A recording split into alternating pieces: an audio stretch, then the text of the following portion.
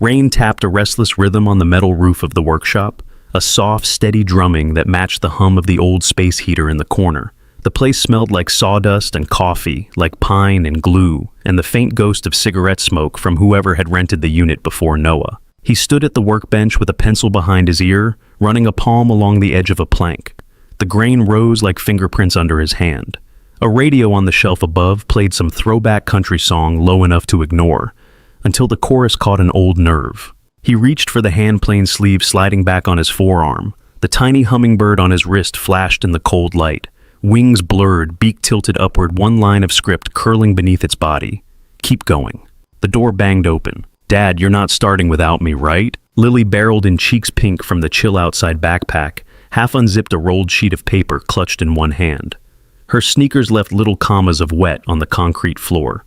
You're late, Noah said, but there was a smile in it. The foreman was supposed to be here 20 minutes ago. She dropped her backpack by the wall, shoved her tangled hair out of her face, and climbed up onto the stool next to the bench.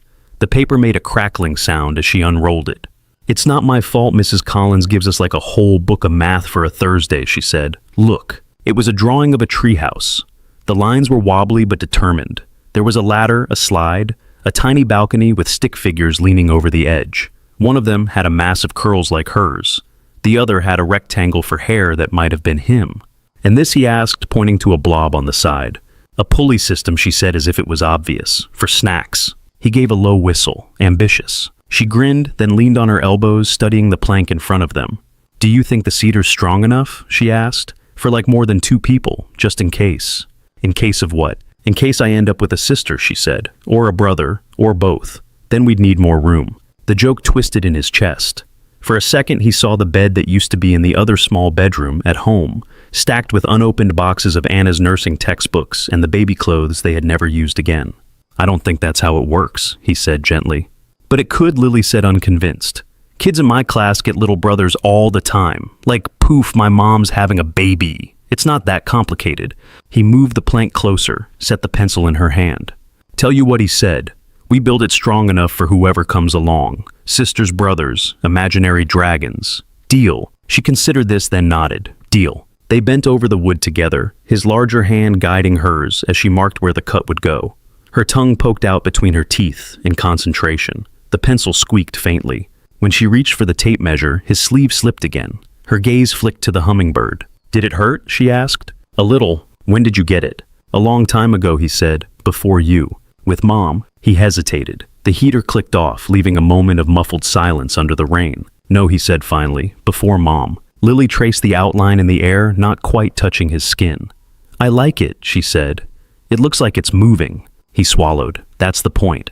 They worked until the radio host announced the top of the hour, and Noah realized they were late for dinner. He flicked off the saw, the sudden quiet so complete his ears rang. Kitchen, he said. Now, before the dinner inspector gives us a failing grade. The dinner inspector is me, Lily said. And you've already failed. There's no dessert. In this house, he said, shutting off the lights, we always negotiate dessert. The rain followed them home. The little blue house sat halfway up a steep street in West Seattle. Its paint faded where the sun hit it hardest. In the front yard, a young cedar rose from the patchy grass, thin but determined. Noah's truck grumbled into the cracked driveway headlights, brushing the tree. Inside, the kitchen light flicked on with a soft pop. The room was small and cluttered, mismatched mugs, the fridge crowded with magnets from hardware stores and national parks, Lily's drawings curling at the edges.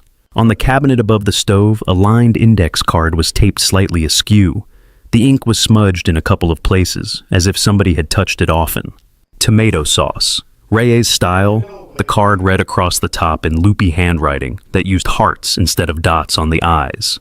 Lily climbed onto the counter, swinging her legs while Noah pulled a pot from the lower cabinet. Read it, she said, like she used to. He reached up, fingers brushing the edge of the card. For a second, the kitchen blurred, and he saw a different version of it. Anna laughing as she stirred the sauce, red hair pulled into a messy knot, scrubs still on from a long shift. His throat tightened. He coughed once, buying himself a breath, then read. Step 1. He said, do not panic if you burn the garlic. Just admit your mistakes and start over. Lily giggled. You did that twice last time. And we survived, he said. Miracles happen every day. He set a pan on the burner, poured oil, waited for it to shimmer. The scent of garlic rose warm and sharp. Tomato joined it, Then, oregano. The window fogged slightly from the steam. Outside, the rain tapped at the glass like someone impatient. Lily hopped down to set the table. 2 plates, 2 glasses. She opened a drawer, rummaging for the crumpled napkins printed with cartoon strawberries that Anna used to buy in bulk. "We should get more of these," she said. "They're almost gone." "Put it on the list," he answered. "There is no list," she said. "There's always a list. It's just in my head." She rolled her eyes. "That is not a real list." They ate at the small table by the window, knees bumping under the wood. Lily talked through mouthfuls about school, about how Mrs. Collins wore the same earrings every Wednesday, about how Ethan's dad had built him a treehouse that was more like a tiny mansion. "His mom says it has electricity," she said, "and a mini fridge." "We're not putting a fridge in a tree," Noah said. "Why not?" "Because then you'd live out there." She shrugged. "Doesn't sound like a problem." After dinner, she helped rinse dishes, humming something tuneless that still reminded him of Anna. It was a habit she had picked up without knowing. Up in her room, the walls were plastered with space posters, glow-in-the-dark stars, and more drawings of the treehouse. Noah tucked the blankets around her, smoothing the wrinkles like it mattered. "Can we invite people over when it's done?" she asked. "Like, actual kids, not just you." "Thanks," he said. "That hurts." "You know what I mean." He considered. They did not have many guests, not since the funeral casseroles stopped arriving. "Sure," he said. "We'll throw a big grand opening. Neighbor kids. Maybe your teacher if she can handle the excitement." Lily smiled, then grew serious. "Do you ever feel like there's supposed to be more people here?" she asked quietly. "Even when it's just us, and it's fine, it still feels like space, like a chair missing." He looked at the empty corner of the room, where the old rocking chair sat, the one he had built before Lily was born. Anna had fallen asleep there with the baby against her chest more times than he could count. "Yeah," he said softly. "Sometimes." She held out her hand. He took at the hummingbird on his wrist, glowing faintly in the night light. "Good night, Bug," he said. "Good night." He waited until her breathing evened, then slipped out, closing the door almost all the way. The house settled into its nighttime sounds, the low hum of the fridge, the occasional rattle of pipes. Noah grabbed a sweatshirt and stepped out onto the back porch. The rain had thinned to a mist. Streetlights painted the wet pavement in long streaks. Down the block, he could see the faint, comforting glow of the Harbor Hardware sign over the roof lines, its red letters blinking with tired stubbornness. In the yard, the cedar tree shifted branches, catching beads of water. He watched it for a long moment, trying to imagine the platform, the railings, the rope ladder Lily had insisted on, trying to see the future in plain lumber and wet bark. He rubbed his thumb over the hummingbird, the ink familiar under his skin. A memory tried to surface: the smell of cheap coffee, a sketch spread on a sticky diner table, a hand that was not Anna's tracing the outline of a bird in flight. He let the memory rise just enough to feel the ache of it, then pushed it back down. Inside, a kid slept who needed him in the morning. Outside, a tree waited. That was enough to think about for one night. He finished his coffee on the steps, listening to the rain soften against the roof. Saturday came out bright and cold, the kind of morning when every puddle held a piece of sky. Noah locked the front door and followed Lily down the steps. She hopped the last one, landed with a slap of sneakers on the wet sidewalk, and spun toward the truck. "Treehouse mission," she said, clutching the rolled-up plans. "Infiltration of Harbor Hardware," Noah said. "High stakes." She snorted. "You are so dramatic." In the cab, she sat with her knees up, still small for the seatbelt. She watched the houses slide by the mailboxes, the glimpses of the bay between gaps in the roofs. "Do we have a real list?" she asked. "Sure," he said. "In my head." She groaned. "Your head lists forget things." "Cedar deck screws, brackets, stain," he said. "And maybe some wire if the snack pulley idea gets funding." "The funding committee wants donuts," Lily said. "We will see what the budget can handle." The Harbor Hardware building hunched at the end of the lot, metal siding streaked from years of rain. Inside, the automatic doors sighed and let them into the hum of fluorescent lights. The place smelled like soil metal and burnt coffee. A man in a red vest glanced up from the counter. "Morning, Reyes," he said. "Back at it." "Treehouse season," Noah answered. Lily grabbed a small cart. One front wheel squeaked with every turn as she pushed it toward the lumber. Tall racks of boards rose on either side, pale and striped the air cooler in their shadow. 2x6s, she asked. 2x6s, he said. He sighted down one, tapped it with his knuckles, liked the sound it gave back. Lily copied him, knuckles on wood face, serious. "You can hear if it is strong," she asked. "Sometimes," he said. They loaded the cart, then headed for the aisle of screws. Boxes lined the shelves in neat rows, labels repeating down the metal. Noah reached for the brand he always bought. Beside him, the cart stopped squeaking. He heard Lily's breath catch instead. "What is it?" he asked. "That girl is staring," Lily whispered. He followed her gaze. A girl stood near the paint chips at the end of the aisle. She looked a little older than Lily, maybe 9. Navy jumper, white blouse, black shoes that shone. A dark velvet headband pressed her hair back, though a few curls had escaped around her face. She was not pretending to look at anything else. Her eyes were fixed on them, serious and curious at once. Noah gave a small nod, reflex polite. The girl did not nod back. She just kept watching. "Come on, Lil," he said. "Brackets then stain." Lily, who did not share his sense of personal space, left the cart and stepped out into the middle of the aisle. "Hi," she called. "I am Lily. My dad is building me a treehouse." Her voice carried under the buzzing lights. The girl straightened. After a second, she walked toward them, careful steps, hands clasped loosely in front of her. "Hello," she said. Her voice was clear, each word shaped like she had been taught to do it. "I am Amelia." Lily pulled the cart a little closer, so Noah ended up beside her. "This is my dad," she said. "He makes things out of wood." Noah gave a small wave. "Hi." Amelia's gaze moved from Lily to him, taking them both in, as if she were fitting them into a picture in her head. "Do you have a treehouse?" Lily asked. Amelia shook her head. "We have a yard," she said, "and a garden. The trees are too small." She said it like a fact from a book. As she spoke, her eyes slid down Noah's arm. His sleeve had worked up when he lifted a box. The hummingbird on his wrist sat in plain view wings, frozen mid-beat ink dark against skin. The air seemed to thin. Lily noticed the direction of Amelia's stare and grinned. "Cool, right?" she said. "He got it a long time ago." Noah almost covered the tattoo out of habit. He stopped his hand halfway. Amelia stepped closer just enough that he could see the tiny line between her brows. She lifted a finger, did not touch, but traced the air over the bird. "My mother has that," she said softly. "The same one." The box slipped in his grip. It hit the floor with a crack. Screws scattered and rolled a brief silver shower over the concrete. Lily jumped, then crouched to catch them, palms skidding on the smooth floor.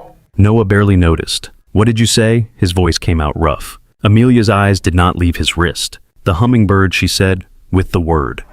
"My mother has it on her shoulder." Noah's heart stumbled in his chest. Lots of people had hummingbirds. He knew that. He had told himself that every time he saw a flash of wings and ink on someone's skin. "She told you that," he said. "I saw it," Amelia answered. "She does not show it. She was getting dressed for a party. Her hair was up." I asked. "She said someone drew it with her in a diner a long time ago. She said it meant you keep going." The buzzing of the lights grew louder in his ears. Far off, a register beeped. Somewhere in the store, a child asked for candy. Beside him, Lily's hands scraped together the last few screws. She looked up at him, sensing the shift without knowing why. Before he could speak again, he heard footsteps. Sharp heel against concrete, not hurrying but not strolling either. "Amelia," a woman's voice said, "I asked you to stay where I could see you." The sound ran through him like an old song played through a bad speaker. Amelia turned her head. "I did not go far," she said. "I was talking." Noah straightened. The woman appeared at the end of the aisle, framed for a second by rows of hanging tools. Dark hair cut to her jaw. Charcoal blazer, cream blouse, black trousers. A leather bag at her shoulder. She took in the scattered screws, the two girls, the carts. Then her gaze lifted to Noah. Her face went still. "Noah," Morgan said. His name felt strange on her tongue and right at the same time. He heard himself answer. "Morgan." Beside him, Lily rose with a fistful of screws, eyes wide. The hum of the store seemed to pull back, as if the space between the four of them had its own weather. Morgan's eyes dropped to his wrist. The second she saw the hummingbird, something tightened in her posture, small and sharp. Amelia looked from her mother to Noah and back again, watching the way they said each other's names. "Is he the one from your story?" she asked. "The man from the train. The one who drew the hummingbird before you left." Color drained from Morgan's face, then came back as two bright spots on her cheeks. Her fingers clenched on the strap of her bag. "We are going," she said quietly. "Now." Amelia frowned. "But his is the same. That means he is..." Amelia, Morgan said.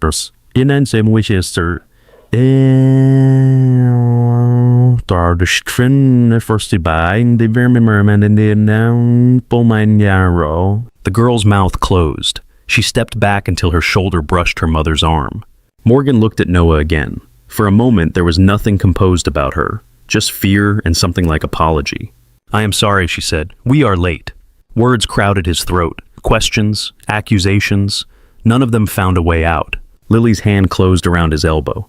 "Dad," she whispered. "Who is that?" He did not answer. Morgan turned, guiding Amelia toward the front of the store. Their footsteps faded under the buzz of the lights.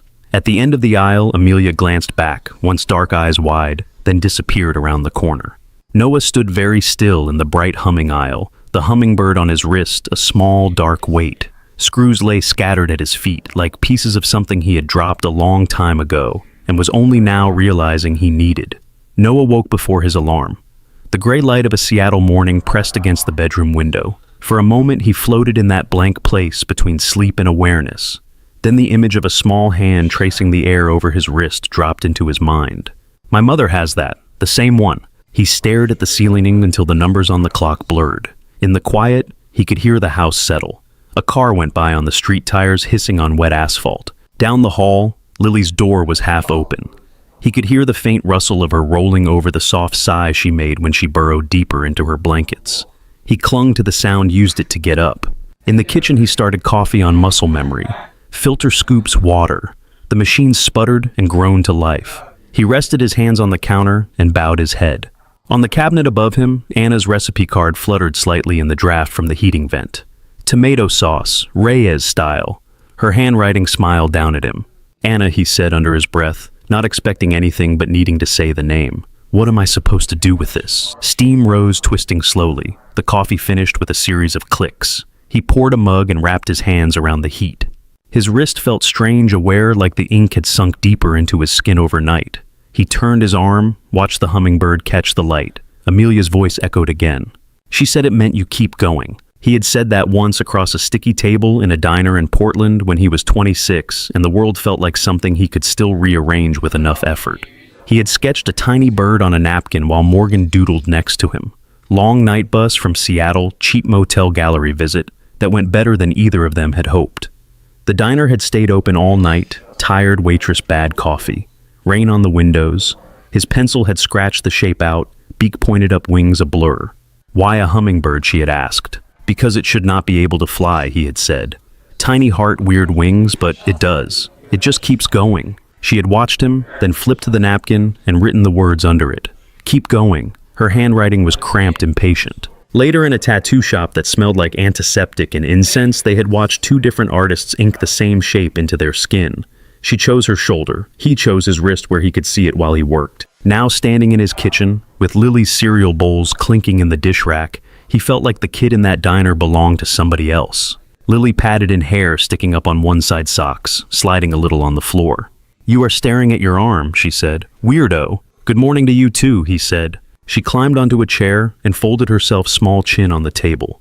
Did we get everything for the treehouse, she asked. Or did you forget something because you dropped the screws? He looked at her, startled. You remember that, huh? You dropped them hard, she said. That girl's mom was there. You got all weird. Who was she? He set his mug down. The taste of coffee had turned sour in his mouth. An old friend, he said carefully. From before me, Lily guessed. From before you, he confirmed. Like the tattoo, she said. You should stop collecting things from before me. It makes me suspicious. He smiled, grateful for the joke, even if it landed somewhere close to something real. Finish getting dressed, he said. We have lumber to tame. The day slid into its grooves. School drop-off. Xylophone sounds from the crossing guard's whistle. A wave to another parent he could not quite remember the name of. Back to the workshop. In the quiet of the shop, there was nothing to distract him but work, and his hands did not seem interested in cooperating. He measured the same board 3 times and still cut it short. He picked up the wrong grit of sandpaper. He went to drill a pilot hole and realized he had not even marked the spot. He swore softly, the word lost under the whir of the drill. At lunch, he sat on the back step with a sandwich he did not taste. His phone lay face up beside him on the concrete. No missed calls. No messages from unknown numbers that might be Morgan. He told himself he did not want one. The lie did not even make it past the first breath. His mind kept pulling him backward. Morgan in college, paint on her knuckles, laughing in his dorm room. Morgan pressed against the glass of a bus window, waving as the Greyhound pulled away. Morgan in that last motel room before New York hair damp from the shower map of Manhattan spread out over the bedspread. If this goes well, you should move, she had said, half teasing, half not.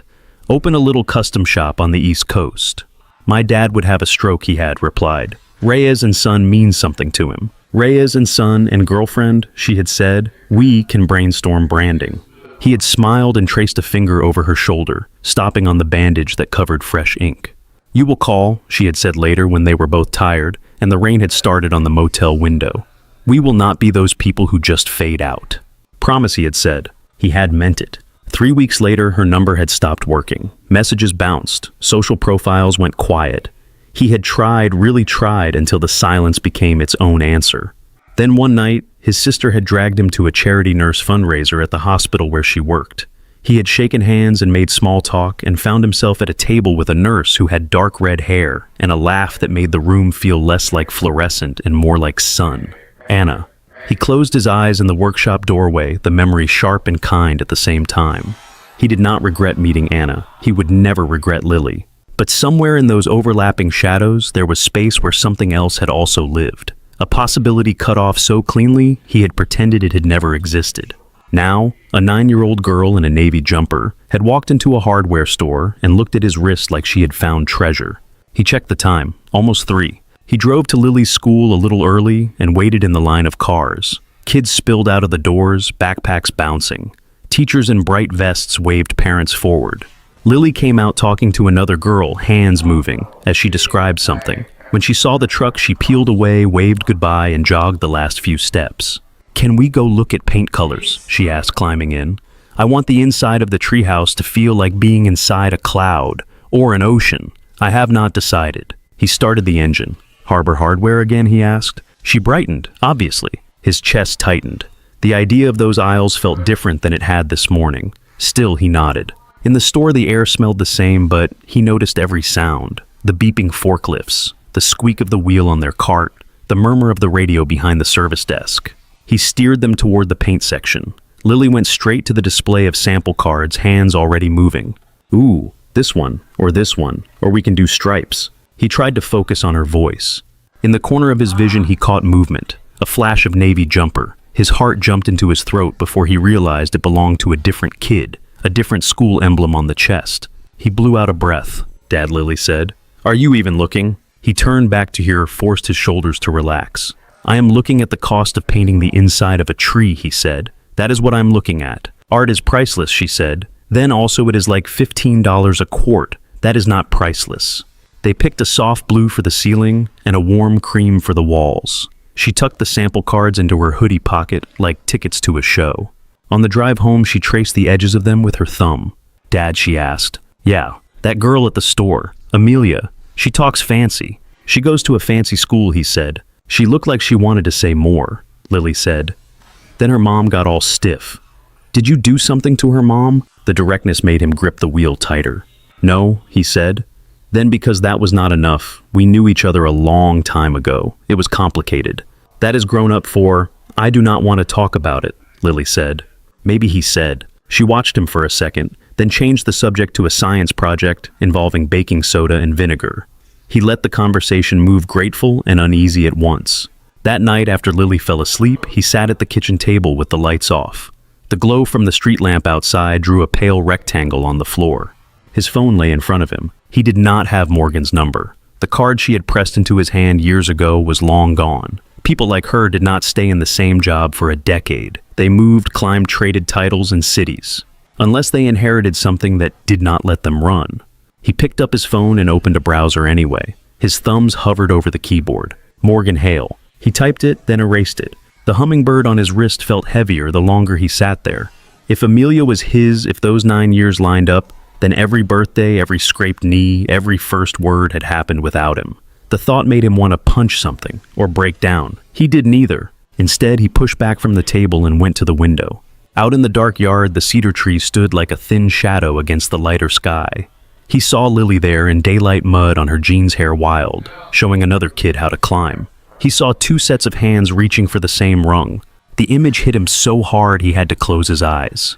Behind his eyelids, he saw Amelia in the aisle, hand hovering over his wrist. She has that. My mother has that. The rain started again, a fine mist at first, then steadier. It tapped against the glass, familiar and constant. He looked down at his arm, at the small bird that was never just a bird.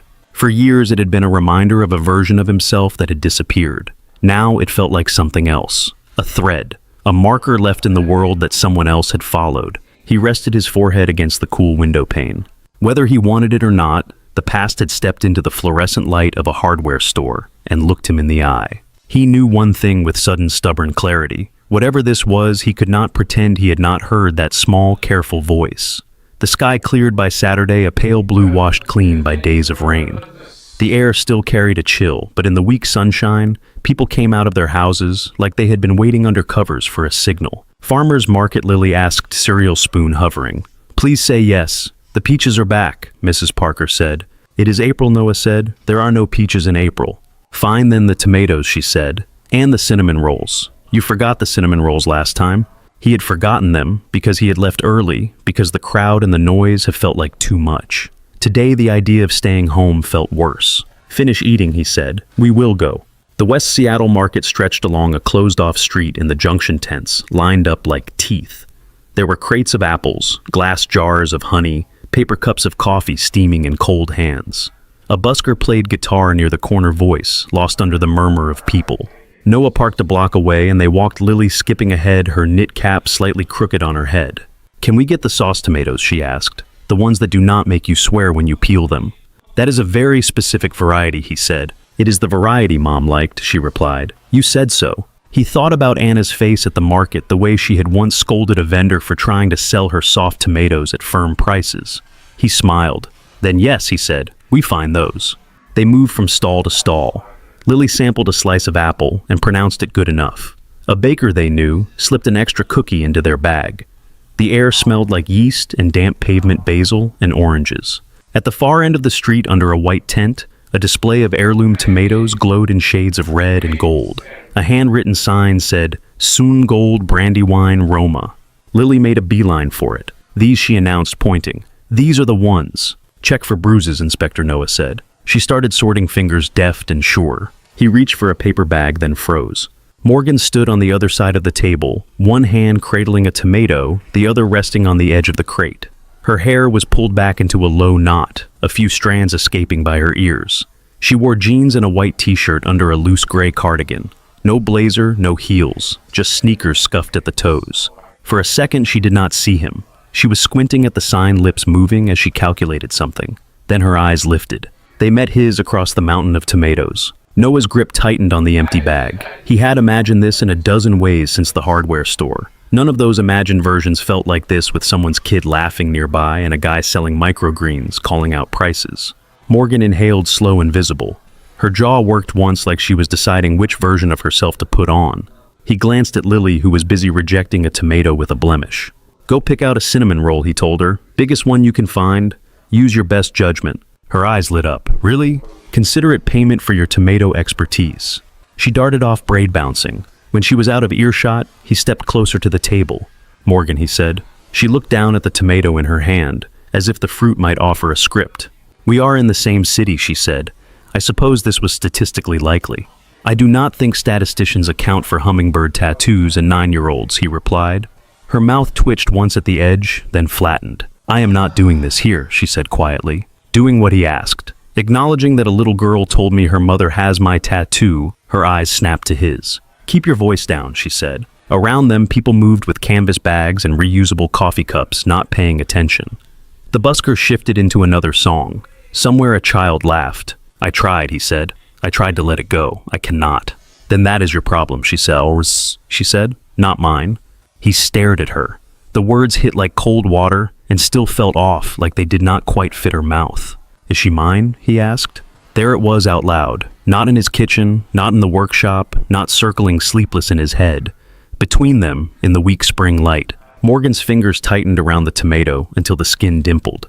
"No," she said, "she is not." Her tone was flat. Her eyes were not. 9 years, the timing sat there like an unwelcome guest. "Look at me," he said. She did. It cost her something. She knew about the word he said, not just the bird. She knew what it meant. "You never told anyone that. You would not even tell my sister what it said." "That does not mean anything," she replied too quickly. "It means you told her stories," he said, "about someone who drew a hummingbird in a diner. That is what she said, right?" She asked if I was the man from the story. Color rose on Morgan's throat, high and sharp. "You always were good at putting things together," she said. "It made you very annoying." "Do not joke," he said. "This is not the thing we joke about." For a second, her face softened, the mask slipping. He saw tiredness there, deep and old. "You have your life," she said. "You have your daughter. You have enough to carry." "That is not an answer." She opened her mouth, then shut it again. The hand holding the tomato trembled just slightly. "You left," he said. "You cut me off. I thought you were dead or something. I spent months sending messages into a void. Then you vanished from everything. And now there is a girl who looks at my arm like it belongs to her, and you expect me to walk away from that. I am asking you to leave it," she said, voice low, "for everyone's sake." Something in him flared. "Everyone's," he repeated. "That is rich. Did anyone ask me if I wanted to be included in everyone?" Her eyes flashed. "You think this has been easy?" she said. "You think I get some kind of thrill out of this?" A man next to them cleared his throat impatiently, wanting to reach the tomatoes.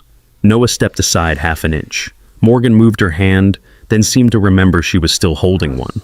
He softened his voice. "Morgan," he said, "if there is even a chance she is mine, I need to know. I cannot pretend I did not hear what she said.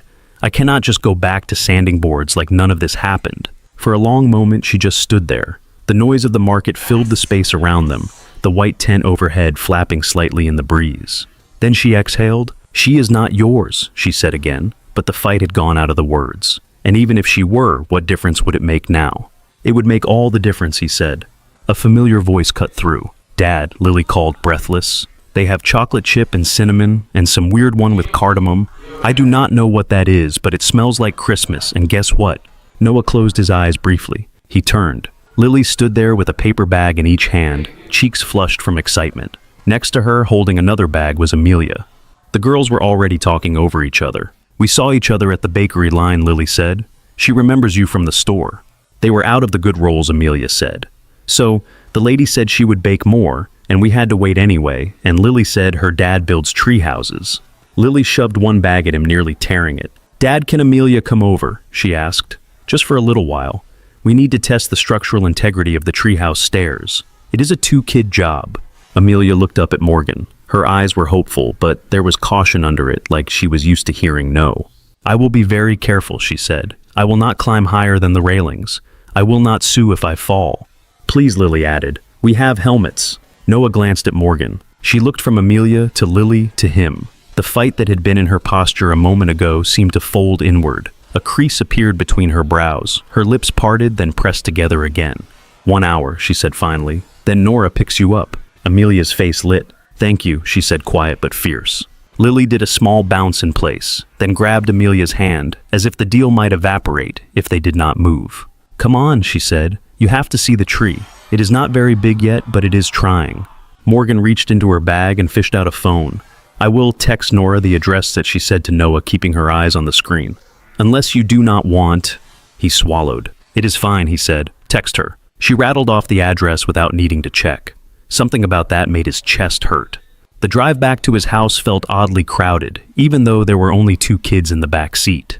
They talked the entire way. "What is your favorite subject?" Lily asked. "Math," Amelia said. "And music." "Mine is art," Lily said. "And lunch." Amelia laughed. It was a quick surprise sound, like she was not used to hearing her own amusement out loud.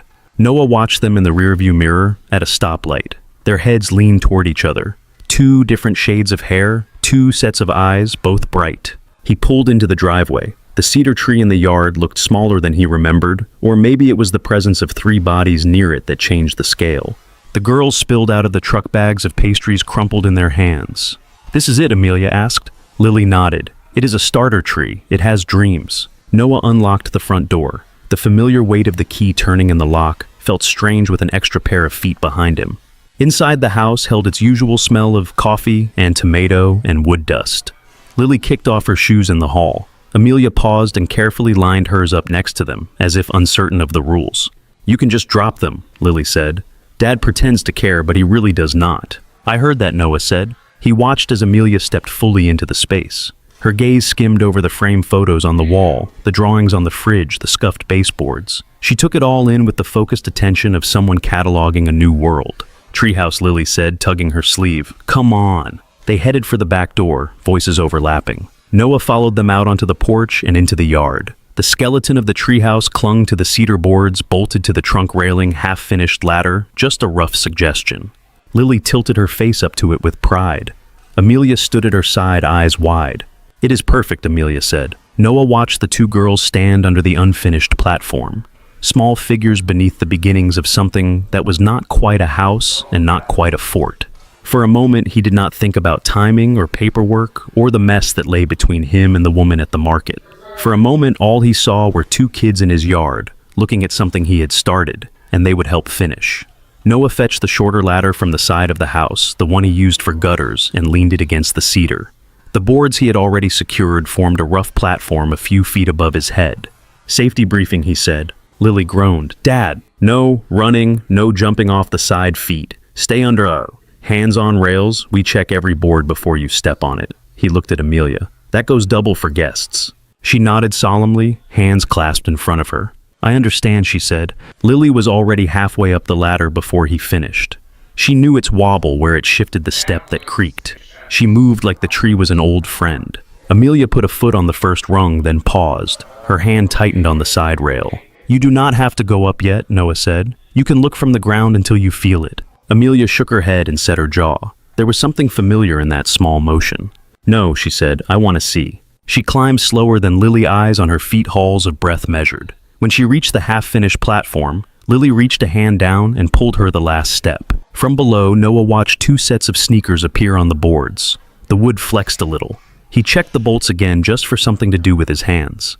"How is it he called?" There was a pause, then Lily's voice. "It is so cool," she said. "You can see the whole neighborhood, kind of. Come up." "No adults," Amelia added. She said no adults in the original plan. Noah laughed. "I do not remember approving that clause." "You did," Lily called, in spirit. He climbed the ladder anyway, more to make sure they understood where not to step than to claim space. On the platform, the yard spread below them, patchy grass, faded fence, the blue of the house. Beyond that, roofs and wires and the pale line of the bay. Amelia stood in the middle, hands slightly out as if testing balance on a boat. Her eyes were wide, cheeks pink. "It feels different up here," she said quietly. "How?" Lily asked. "Like the ground is secret," she said. Lily nodded as if that made perfect sense. Noah knelt near the edge, checked the brace on one of the corner posts. "All right," he said.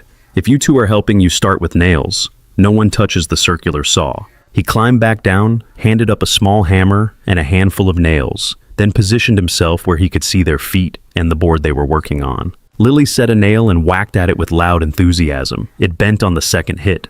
"That nail was weak," she announced. "Or the hammer was wild," Noah said. Amelia took one. She held the hammer in a precise grip, too close to the head at first. He called up a correction. She adjusted, then tapped the nail in with small controlled strikes. Her face changed when she focused. Her mouth pressed into a thin line. A faint vertical crease appeared between her brows. After a few taps, she bit the inside of her cheek the same way he did when a joint needed care. He watched a strange mix of pride and dread coiling under his ribs. "You have done this before," Lily said. "Not with a real hammer," Amelia replied. "We use toy tools at school for projects. They are plastic." "Plastic is fake," Lily said. "This is better." Amelia smiled. It was small and quick, but it reached her eyes. They worked like that for a while. Lily talked almost non-stop, filling the air with ideas about rope ladders and secret compartments. Amelia asked questions that cut straight to structure. "If you put too much weight on this side, will it tip? How deep do the posts go into the ground?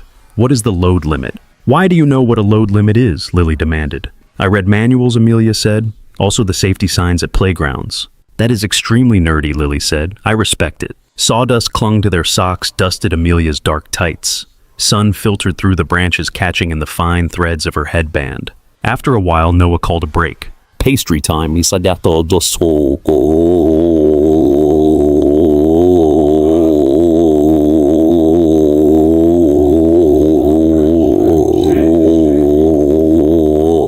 They came down, cheeks flushed, hair messy. Inside, he put the paper bags on the kitchen table. The cinnamon rolls were still warm, frosting smeared inside the waxed paper. Amelia hovered at the table's edge. "You can sit," he said. She pulled out a chair, then waited until Lily sat before she did. "Do you want milk?" he asked. "Yes, please," she said. He poured 3 glasses. Lily had already taken a bite, frosting at the corner of her mouth. "This is the best one," she said, mouth full. "Amelia, you have to try the middle. The middle is where the magic is." Amelia picked up her roll with careful fingers. Her posture stayed straight even in a crooked kitchen chair. On the wall next to the table, a framed photo showed Anna holding a baby with a full head of dark hair. They were on this same porch, sunlight catching Anna's freckles. Noah was behind the camera. You could tell from the way Anna was looking toward him, something soft and amused in her eyes. Amelia noticed the photo. Her gaze lingered on it between bites. Is that Lily, she asked. That is me, Lily said proudly. I was cute. I mean, I am still cute, but I was extra cute. And your mother, Amelia asked. The question hung there. Lily glanced at Noah, spoon paused halfway to her mouth. He dried his hands on a dish towel. She died, he said, a while ago. I am sorry, Amelia said. She did not fumble the words. She placed them gently. Me too, Lily said, more practical. But we are okay. We have Dad, and the treehouse, and pizza nights. The corners of Amelia's mouth turned down just a flicker. It is just the two of you, she asked. Yeah, Lily said. Why? Amelia shrugged. I was wondering. It seems quiet. It is not that quiet, Lily said. Dad snores. I do not snore, Noah said. Lies, Lily replied. Amelia smiled again. It faded as she glanced around the kitchen, taking in the clutter, the magnets, the recipe card on the cabinet. My house is quiet, she said, but a different kind. What kind, Lily asked. The kind where you are not supposed to make a mess, Amelia said. And everything echoes. There was no bitterness in it, just description. You can make a mess here, Lily said. Dad says mess means life is happening. I said that once, Noah said. Now it has become policy, apparently. Amelia traced a finger along a knot in the tabletop. I like it here, she said softly. He felt that more than he expected. Time slipped. The hour they had been given thinned out faster than he wanted. At some point, the clock on the stove read 3, then 3:20. An engine sounded outside, low and smooth, tires on gravel. Noah went to the front window. A black SUV idled at the curb, glossy in the pale light. A woman in her 60s got out from the driver's seat. Silver hair pinned into a twist. Coat that looked more like it belonged in an office than on this street. She had the bearing of someone who did not get lost and did not need directions. He opened the door before she knocked. Mr. Reyes, she said. Her voice was crisp, vowels precise. I am Nora, Amelia's nanny. She did not offer a hand. Her eyes flicked past him into the hallway, registering shoes, backpacks, the faint ring of Lily's laughter from the yard. Come in, he said. I will wait here, she said. She knows not to keep me. Behind him, Lily's voice rose. Amelia, your ride is here. That is what Dad says. He says it to me even when it is just the school bus.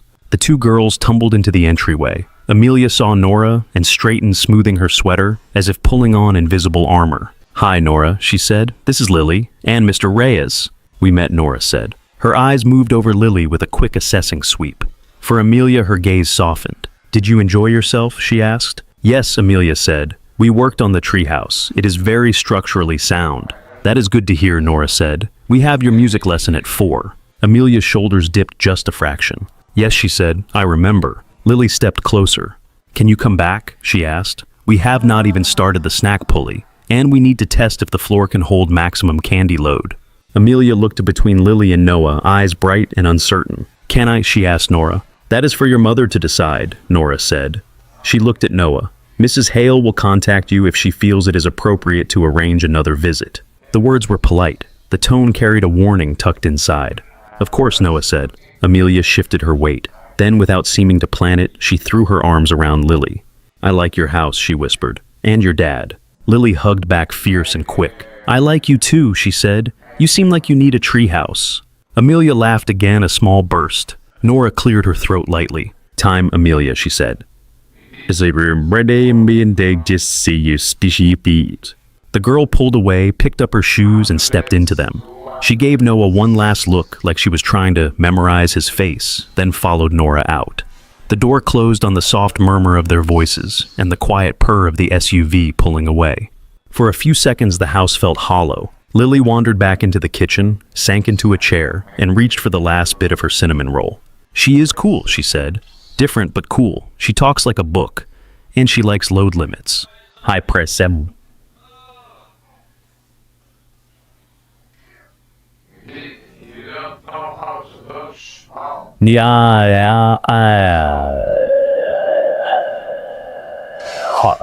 She seemed lonely, Lily added, more thoughtful. Like our house is the first place she got to be messy. He leaned on the counter, palms flat against the cool laminate. Yeah, he said, I saw that. Lily chewed, then tilted her head. Are we going to see her again? She asked. I hope so, he said. The honesty in it surprised him. Lily nodded, accepting that answer for now. She slid off the chair. Can we work on the ladder? She asked. If I fall, I will sue. You have no case, he said. Finish your milk. Later, after he had dropped her at his sister Carla's apartment for a movie night with cousins, after he had sat in the parked truck longer than necessary, staring at the steering wheel, Noah turned the key again. The address Morgan had given him sat in his pocket on a folded receipt. He had looked at it 3 times, each time half hoping the ink might have faded. It had not. The Hale property sat on a quiet street near the lake where the houses were set back behind stone walls and landscaped hedges. The kind of neighborhood where the trees were older than most families and the sidewalks were more suggestion than necessity. A discreet sign with a street number marked the entrance. A gate of dark metal bars blocked the drive. There was no intercom button, just a small camera eye and a keypad. He pulled up and barely had time to wonder if he should text before the gate began to slide open. It moved smoothly, no squeal, no reluctance. He drove in. The drive curved between manicured lawns and tidy beds of ornamental grasses. Minimalist sculptures dotted the space. The house came into view slowly, all glass and concrete and steel. It looked less like a place where someone lived and more like a place that appeared in magazines. He parked near the front steps. For a moment, he just sat, fingers curled on the steering wheel. Then he got out. The door opened before he reached it. Morgan stood there in bare feet, jeans, and an oversized navy sweater. Her hair was down, falling around her shoulders. Without the makeup and the sharp lines of work clothes, she looked younger and older at once. "You found it," she said. "There was a gate," he replied. "Hard to miss." She stepped back to let him in. The foyer opened into a high-ceilinged space flooded with soft light, even this late in the day. Artwork hung on the walls. Some pieces he recognized from local galleries, some he did not. Every object seemed placed with intention. His boots felt too loud on the polished floor. "Where is Amelia?" he asked. "Upstairs," Morgan said. "Reading. Nora put her to bed early. She was tired." He nodded. The idea of the girl tucked into a bed somewhere above them sent a brief ache through his chest. "Do you want something to drink?" Morgan asked. "Tea, coffee, something stronger." "Water is fine," he said. She disappeared into a side room and came back with 2 glasses, ice clinking. Her hand shook slightly as she handed him one. "Come on," she said. "We should talk where we can sit." She led him down a short hall into a study that looked more lived in than the rest of the house. Books filled the shelves. Not just art books, but novels, biographies, things with cracked spines. A large desk sat near the window, papers stacked in tidy piles. A small lamp cast an amber pool of light. He sat on the edge of a leather chair. The cushion gave under his weight with a soft sigh. Morgan took the couch opposite, but she did not lean back. She perched on the front-edge glass held in both hands. For a few seconds, neither of them spoke. The quiet stretched, not empty, but crowded. Noah broke it. "Is she mine?" he asked. Morgan closed her eyes. Her fingers tightened on the glass until the ice chimed. "We need to start earlier than that," she said, "or none of this will make sense." She set the glass on the table and stood pacing once in front of the window before stopping with her back to it. The light framed her in a faint outline. "When I left for New York," she began, "I thought I knew what I was doing." Her voice sounded different here, less controlled, rougher around the edges. Noah sat very still, the glass of water forgotten in his hand, and waited for her to keep going. "When I left for New York," Morgan said, "I thought I knew what I was doing." She sat back down, then leaned forward again, elbows on her knees like her body could not settle. "I had the gallery job," she went on. "The one we kept talking about like it was a rumor. I had this tiny apartment over a dry cleaner that smelled like steam and chemicals all the time. I had a mattress on the floor, a hot plate, and 3 pairs of jeans in rotation. It was ridiculous. I loved it." She gave a short breath of a laugh that did not reach her eyes. "I missed you," she said. "Every day. I just decided missing you was the cost of all the things I thought I was supposed to build." Noah watched her hands.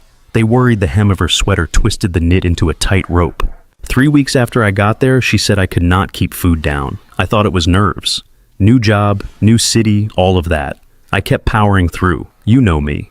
He did. He remembered her pulling all-nighters with paint in her hair and refusing to admit she was tired. "Then I started getting dizzy at the gallery," she said. "My boss told me to go home. On the way, I stopped at one of those 24-hour pharmacies on the corner. I bought a box of tests. I did not even wait to get home. I used their bathroom. Flickering light, dirty floor, someone had written, 'Call me,' on the door with a number underneath." Her mouth twisted to the side. "I thought it would be negative," she said. "I convinced myself it would be. I was not that careless, I thought. We were not that careless." She rubbed her palms on her jeans like she could wipe off the memory. When the lines showed up, she said, "I sat on that disgusting tile for a long time. People came and went. The automatic air freshener sprayed fake citrus over my head every few minutes. I just sat there and stared at the stick. Noah felt his own breathing slow to match hers. "I thought about calling you," she said. "I pulled my phone out at least 10 times. I started typing your number. My thumb hovered over the call button, and every time something in me froze." "Why?" he asked. She gave him a look that was hard to read. "Fear, pride, stupidity," she said. "Take your pick." She got up again like sitting still was too much and crossed to the bookshelf. Her fingers ran along the spines without really seeing them. "I did what I do when I panic," she said. "I researched. I wanted to hear your voice, but instead I opened my laptop." She glanced at him over her shoulder. "You were not very hard to find," she said. "You never have been. Reyes and Son has a website. Your sister posts a lot of photos. You had tagged ones you were in." I clicked. She swallowed. "And there you were," she said. "At that Italian place in Georgetown with the checkered tablecloths. You were at the end of the table, holding up a ring box. Anna was next to you with her hands over her mouth. Everyone was smiling. Your sister wrote something about her baby brother getting engaged." Silence pushed into the room between her words. Noah saw it in his mind anyway that night in fuzzy detail. He had forgotten his phone on the table. Someone else had grabbed it to take the picture. Anna's eyes had been wet from laughing and from saying yes. He had liked that photo. It had felt like proof that his life was moving again. "I scrolled," Morgan said. "There were more. You and Anna at some park at a barbecue with your family, at the shop with a cake that said congrats and sawdust on the floor." She looked back at the window. "You looked happy," she said, "and not the kind of happy where you are bracing for when it all falls apart. You looked settled." He lowered his eyes. A tightness built behind them. "I thought about calling anyway," she said. "I thought about saying, hey, funny story, I am pregnant." I imagined all the ways it could go. You leaving her, you staying and trying to split yourself in half. You resenting me every time you had to drive across town. Your family hating me. Her hating me. That kid in my hallucination growing up in the middle of a war zone I created. She shook her head. "I am a coward," she said. "I told myself I was being noble, but it was cowardice dressed up as sacrifice. I did not want to be the villain in your story." "You do not get to decide who the villain is," he said quietly. "No," she said, "I know that now." She came back to the couch and sat this time leaning back, staring at the ceiling. "So, I made a decision," she said. "I told myself you were starting a family. I was starting a different one. Parallel lines. No intersection." "Except there was one," he said. Her eyes met his. "Yes," she said, "her." She let the words sit there for a breath. "I found an obstetrician 2 subway stops from the gallery," she said. "I went to appointments alone. I put my mother's maiden name on forms. I avoided photographers at events, so there would be no bump to explain. At work, I wore loose clothes and said I was stressed when I looked tired." She smiled small and crooked. "During all that, I kept waiting for the universe to prove me wrong," she said. "I thought maybe you would call, say you were miserable, that you had made a mistake. That would have given me an excuse to tell you everything. It never happened. Carla posted about wedding plans. I read it all." Noah let out a breath he had been holding. "When I was 6 months along," she continued, "my father had a stroke. It was sudden. He went into the hospital and never really came out again, not as himself. 3 months later, he died." She said it plainly, but her hands had gone still. "You knew my parents had money," she said. "You joked about it sometimes. The trust fund kid playing artsy. I told you maybe a quarter of the truth. The Hale Foundation is bigger than you thought. It does not just fund galleries. It owns things. Buildings, land, investments my grandfather made when a soda cost a nickel." She lifted a shoulder. "When he died, my father became chairman. When my father died, I did." Her eyes went to the shelves, to a row of black binders that looked different from the books, more severe. "I found out in a lawyer's office," she said. "Paneling bad paintings, you know the type. They slid documents across the table and said words like fiduciary and successor. They talked about my duty. Then someone asked if I had dependents." She laughed once without humor. "I was 8 months pregnant," she said. It felt like the whole room tilted. Noah rubbed his face with one hand. "You could have called me then," he said. "I would have come. I would have grabbed the first flight out." "Yes," she said, "you would have. That was part of the problem." He frowned. "What does that even mean?" "It means I saw the fork in the road," she said. "One way I call you, you show up. You probably leave Anna, who loves you, who you are supposed to marry. My family brings in lawyers. Yours does too. We argue about custody and prenups and financial disclosures. Every step of your life gets documented and examined by people whose job is to protect money, not people. She picked up her glass again and turned it in her hands, watching the ice spin. In the other version, she said, "I do not call. You marry Anna. You open the shop like you always planned. You have a kid with someone who is actually good at staying. I raise this baby knowing I will have to explain some things one day. I tell myself I can handle that part." Her throat moved as she swallowed. "I chose door number 2, she said. I told myself I was taking one for the team." The team, he repeated, which did not include me, apparently. "It included you so much it hurt," she said sharply. "That was the point. If I did not care, leaving you out would have been easy." He sat back, the leather creaking under his shoulders. "So, you let me walk into a marriage," he said, "and into fatherhood without telling me I already was a father. I watched you walk into a life that was not built on a crash," she said. "I watched you from a distance and I told myself it was better." His voice rose before he could pull it back. "You watched me," he said. "From where?" She flinched. At first she said online. "Carla posts everything. Family barbecues, baby showers, hospital hallways. I saw Anna holding Lily in that rocking chair on your porch, her hair all over the place, your hand on the back of her neck. I saw you on the floor with blocks and a toddler who kept stealing your tape measure. You looked exhausted and happy." She took a breath. "I stopped checking after a while," she said. "It was like picking at a scab.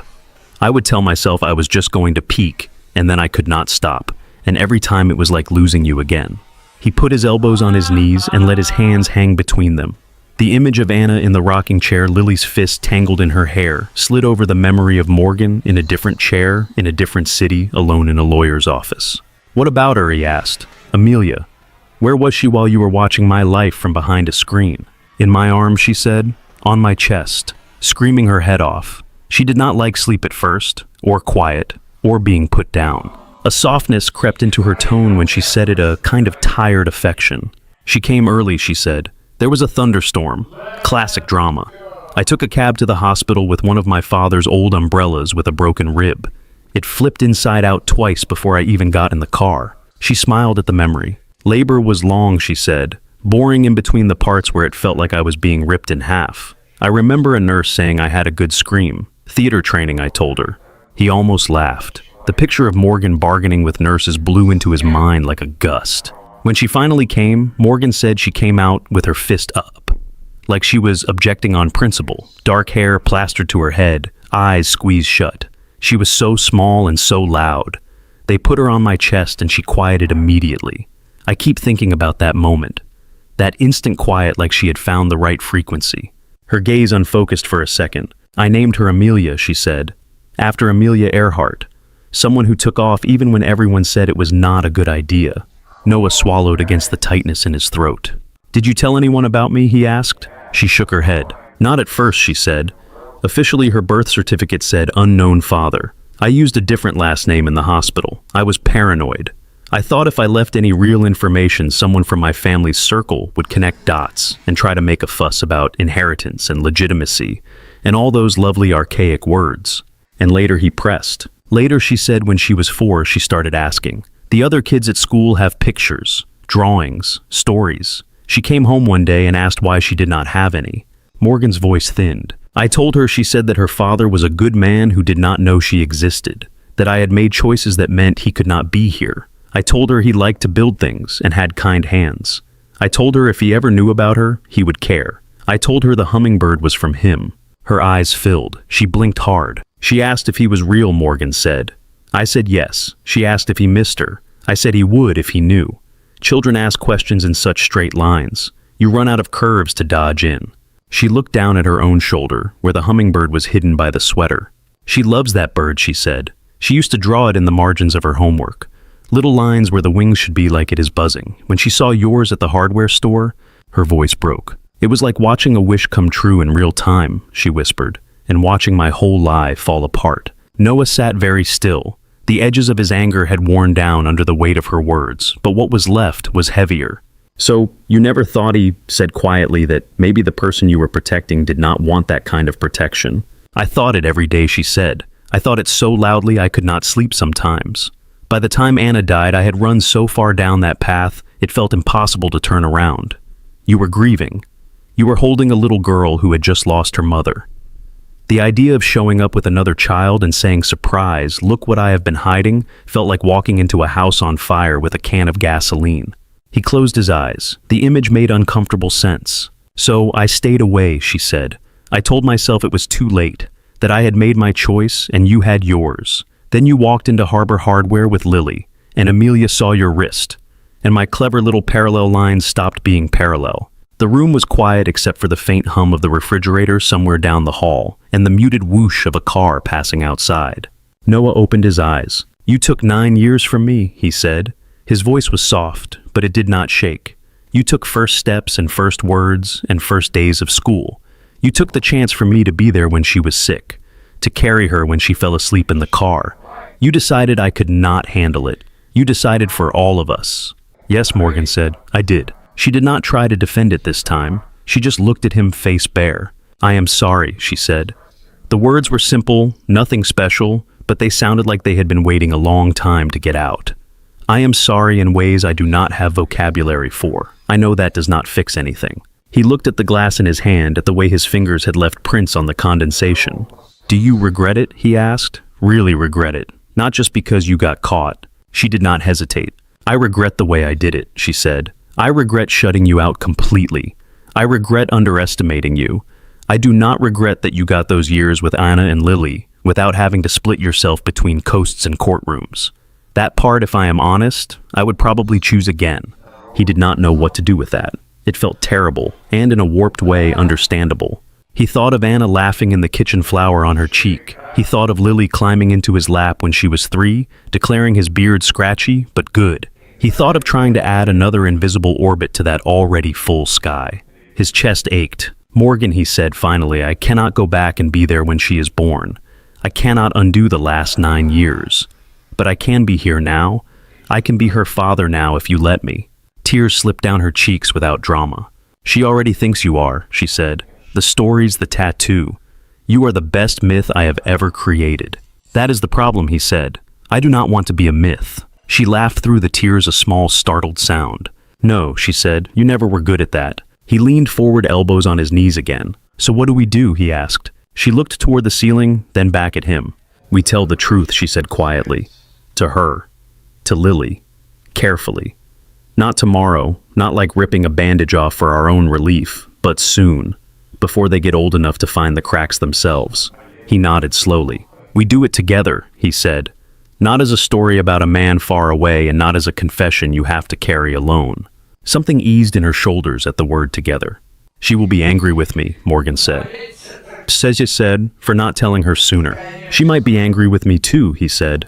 "For not being there, that is fair." Morgan studied his face for a long moment. "You still want in," she said. It was not a question. He thought of Amelia on his kitchen chair, tracing a knot in the table, of her feet on the half-finished platform of the treehouse, of the way she had hugged Lily at the door like she was already losing something she had just found. "Yes," he said simply. She nodded like she had been waiting for that single word. "Then we figure it out," she said. "Without lawyers first, if we can help it. Without weaponizing anyone, just 2 people who made a mess trying to clean it up before it spreads." He let out a breath he did not know he had been holding.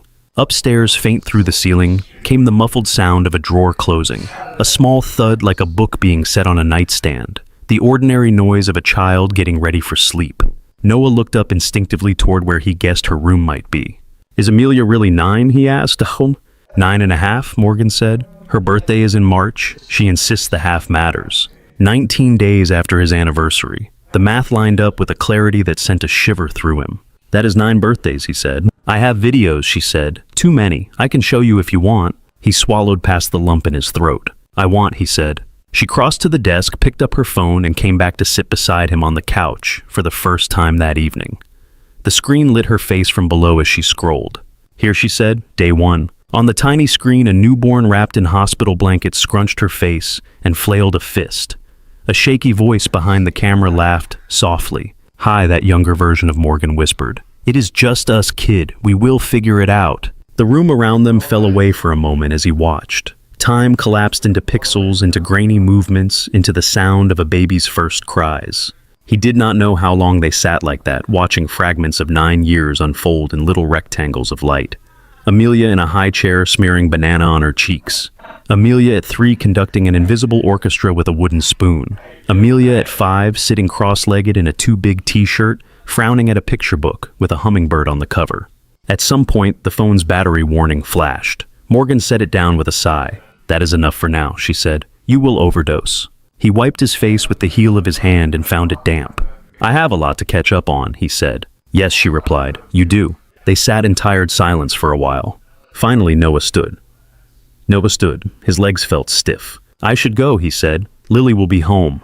Morgan rose too, walked him to the door. In the doorway he paused. "Thank you," he said, "for showing me, for telling me." She nodded. "Thank you for not walking out halfway through," she said. He stepped out into the cool night. The air smelled like wet earth and lake water. Behind him, the house glowed soft through the windows. He glanced up once toward where a small shadow moved across a rectangle of light on the 3rd floor. Then he walked back down the drive past the sculptures and the silent gate, carrying a new weight with him that felt heavy, and in a way he did not yet understand necessary. The days that followed did not rearrange themselves into anything dramatic. They slid into place with small shifts, like furniture nudged quietly, but often enough that the room felt different. It started with a text. Noah was wiping down the workbench when his phone buzzed. The screen showed an unknown number and a message that was careful in its wording. "This is Morgan. I would like to arrange another visit for Amelia if you are still open to that." He stared at it for a long second, then typed back, "We would like that." After a pause, another message appeared. "Saturday afternoon, 2 hours this time. I can bring her and stay nearby." He thought of Lily, who had asked about Amelia 3 times that morning alone. "Saturday works," he wrote. Lily whooped when he told her. "I knew she would come back," she said. "We did not even finish discussing the snack pulley." Saturday arrived with a thin drizzle, the kind that never fully committed to being rain, but soaked everything anyway. Amelia showed up at the front door in a yellow raincoat hood, down hair curling at the edges. Morgan stood behind her on the porch, umbrella in hand. "I will be at the coffee shop on the corner," Morgan said. "If anything happens, you can call, or text, or send up a flare." "I think we can manage 2 kids and some lumber," Noah said, "but I will let you know if the pirates attack." Amelia gave her mother a quick hug, then stepped inside. Her eyes had that same scanning quality as before, but there was less wariness this time, more anticipation. "Hi," she said. Lily barreled in from the kitchen, socks sliding. "You are here," she said. "We started without you, but only a little. Dad said we had to wait for you to pick the paint for the inside walls because you have opinions." "I do have opinions," Amelia said. They disappeared into the yard again, voices rising through the damp air. Noah watched from the base of the tree as the 2 girls argued about the merits of teal versus sky blue. Amelia advocated for a lighter color to maximize perceived space. Lily said teal was more magical. They compromised on blue ceiling, teal corners. Nora did not come this time. When the 2 hours were almost up, Morgan texted, "Running 10 minutes late. Is that all right?" He replied that it was fine. The girls were inside now, sprawled on the living room rug with markers. Lily drew wild tree lines and lopsided clouds. Amelia added meticulous little details, tiny birds and leaves that actually looked like leaves. At the door, Morgan stayed only long enough to step inside and see where they were. "Girls' shoes," she called. "Time." "Already," Lily said. "We just started the 2nd floor," Amelia added. "There is no 2nd floor," Noah said. "Not with that attitude," Lily replied. They left with paint smears on their wrists and socks that had picked up half the backyard. Morgan noticed the dirt, opened her mouth, then closed it again. "Thank you," she said to Noah, "for today." He shrugged, but the gratitude landed somewhere in him. This pattern repeated. Sometimes Nora did the drop-off and pick up posture stiff and eyes sharp, though even she began to soften as the visits piled up without incident. Other times Morgan came herself and lingered on the porch, accepting a mug of coffee she had not asked for. The treehouse grew. Boards were added and sanded. Rails went up. A crude but functional ladder took shape. The pulley system for snacks became a series of prototypes that collapsed gently before finally working. Noah let the girls figure that part out with only minimal interference. The space shaped itself around their laughter. It began to feel less like a project and more like a room that had always been waiting in the air above the yard. On a Friday night, Amelia slept over for the first time. The idea had belonged to Lily, who presented it as if it were already decided. "Her house is boring," she said in the kitchen where Noah was scraping burnt cheese off a pan. "She needs to experience the full pizza and movie night package." "We have never even had a full package," Noah said. "We will invent it," she said. "Please, she can sleep in my room, or we can sleep in the living room, or on the ceiling. I am flexible." He had expected Morgan to say no. When he texted, his message came out tentative. Lily wants a sleepover. I know that is a lot. No pressure. The answer took longer this time. Nora will drop Amelia at 5 and pick her up at 10 tomorrow morning. She can bring her violin. She practices daily. He relayed the terms. Lily groaned about the violin, then immediately started drawing a schedule on the whiteboard on the fridge. We can practice in the treehouse, she said. Acoustics. The sleepover was mostly fine. They made personal pizzas with toppings sliding off the edges. Amelia picked every black olive off hers and lined them up in precise rows on her plate like little stones. Lily ate hers with the abandon of someone who trusted food to always be there. They watched a movie about a dragon that refused to be fierce. Halfway through, Amelia's head tipped onto Lily's shoulder. At bedtime, they decided on the living room. They dragged blankets and pillows out, building a nest on the floor. Noah hovered in the doorway, feeling both too necessary and not necessary at all. You good? He asked. Good, Lily said. We will probably not stay up all night. We definitely will, Amelia corrected. Lights in 15, he said. That is non-negotiable. It was closer to 30 before the apartment settled. He turned off the lamp and left the glow from the hall. He had almost drifted off in his own bed when the sound reached him. A small, sharp cry cut off in the middle. Then another. He was on his feet before he was fully awake. In the living room, Amelia was sitting up in the nest of blankets, breathing fast. Her hair stuck to her forehead. Lily was still half asleep beside her, blinking. Hey, Noah said softly. It is okay. You are okay. Amelia looked around, eyes wide as if she had forgotten where she was. It was loud, she said. There were sirens. I could not find the door. Her voice shook. Tears stood at the corners of her eyes, held back by sheer will. It was a dream, he said. You are here. No sirens. Just the fridge making weird noises. The fridge hummed obligingly in the kitchen. She wiped at her eyes with the back of her hand, almost angry at the wetness. I do not usually have them when I am not home, she said. I am sorry. You do not have to be sorry for dreams, he said. What you need to do is breathe. He sat on the edge of the coffee table and showed her slow inhale, slow exhale. Lily rolled closer and draped an arm across Amelia's knees as if anchoring her. They breathed together. After a few rounds, Amelia's shoulders dropped a fraction. Better, he asked. She nodded, not trusting her voice. Do you want your mom? He asked. I can call her. Amelia shook her head quickly. She will think I cannot handle things, she said. He thought of Morgan in the study, admitting all the ways she had tried to handle everything alone. I think she already knows you handle a lot, he said. One nightmare will not change that. Amelia sniffed. Can you just sit for a minute, she asked. Sure, he said. He stayed until their breathing evened again. Lily fell back asleep firsthand, still resting on Amelia's blanket. Amelia's eyes stayed open a little longer, fixed on a crack in the ceiling. When he finally stood to go, she spoke without looking at him. You sound like the man in the story, she said. He froze. What man, he asked. The one Mom talks about when we look at her tattoo, she said. She says he used to tell her to breathe when things got loud. She says he builds things when he cannot fix people. He swallowed. What do you think about that man, he asked carefully. Amelia considered. I think he is real, she said, even if she does not say his name. He did not answer. There did not seem to be a safe way to. In his own bed, sleep did not return easily. He stared at the ceiling, listening to the soft sounds from the living room. The image of Amelia sitting up in the glow from the hallway stayed with him. The next week, he and Morgan met for coffee at a small place near the hardware store. Neutral ground, as close to neutral as they could find in a city full of shared ghosts. She arrived in a coat that still looked like it belonged at the foundation, but underneath she wore a sweater he recognized from years ago, one she used to paint in. How was the sleepover? She asked, hands wrapped around her cup. Loud, he said. Messy. They built a fort and declared all adults banned. There was a nightmare. We got through it. She did not call me, Morgan said. There was a mixture of relief and worry in it. She considered it, he said, then decided you already think she is capable and did not want to mess with that. Morgan let out a breath that was almost a laugh. She worries about my perception too much, she said. You taught her too, he said. Her eyes flicked up sharp, then softened. Fair, she said. They talked logistics, schedules, the fact that Amelia's music teacher was rearranging lesson times, which would open more afternoons. The reality that Lily had soccer starting soon, which would claim Saturdays. Between the practical details, heavier things slipped in. How much do you think they already suspect? He asked. Amelia suspects everything, Morgan said. She is like a very polite bloodhound. She never lets go of a scent, she just circles it until she finds the source. He thought of Lily's comment in the truck about him getting weird. Lily noticed me dropping screws and acting strange in the store, he said. She asked if I did something to upset you. Did you? Morgan asked. He gave her a look. We cannot keep this up, he said. We are inviting them into each other's lives and waiting for them to trip over the truth alone. Morgan stared into her coffee, watching the tiny swirl on the surface. I am afraid, she said, of what happens to her picture of me when she knows the whole story. She will be angry, he said. Then she will not be, or she will be off and on. That is how it goes.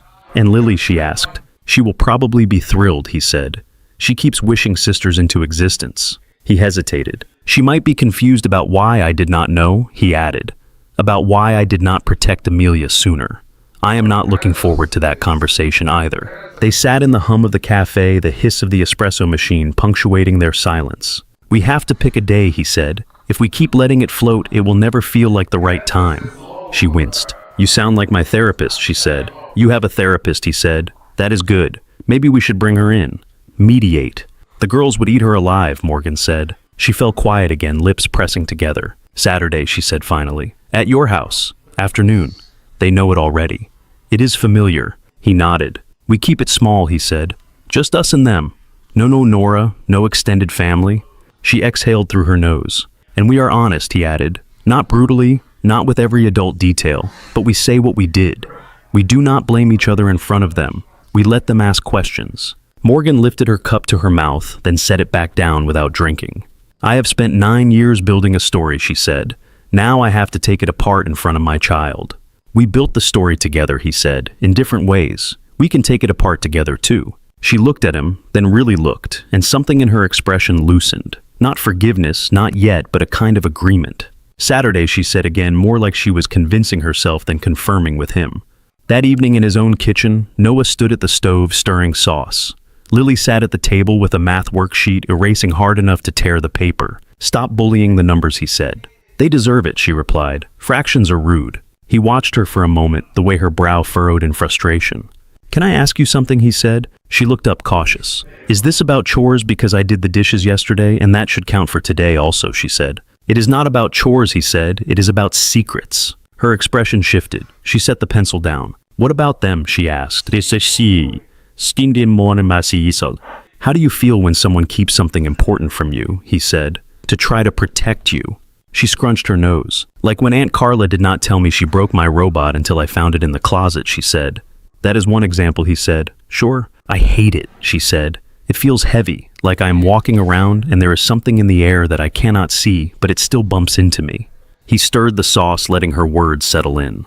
So you think it is better to know, he said, even if it is hard. She shrugged, but her eyes were serious. If it is already happening, knowing does not make it worse, she said. It just means I'm not the only one being clueless. He almost laughed at the phrasing. You are very wise for someone who cannot do fractions, he said. Fractions are fake, she said. Feelings are real.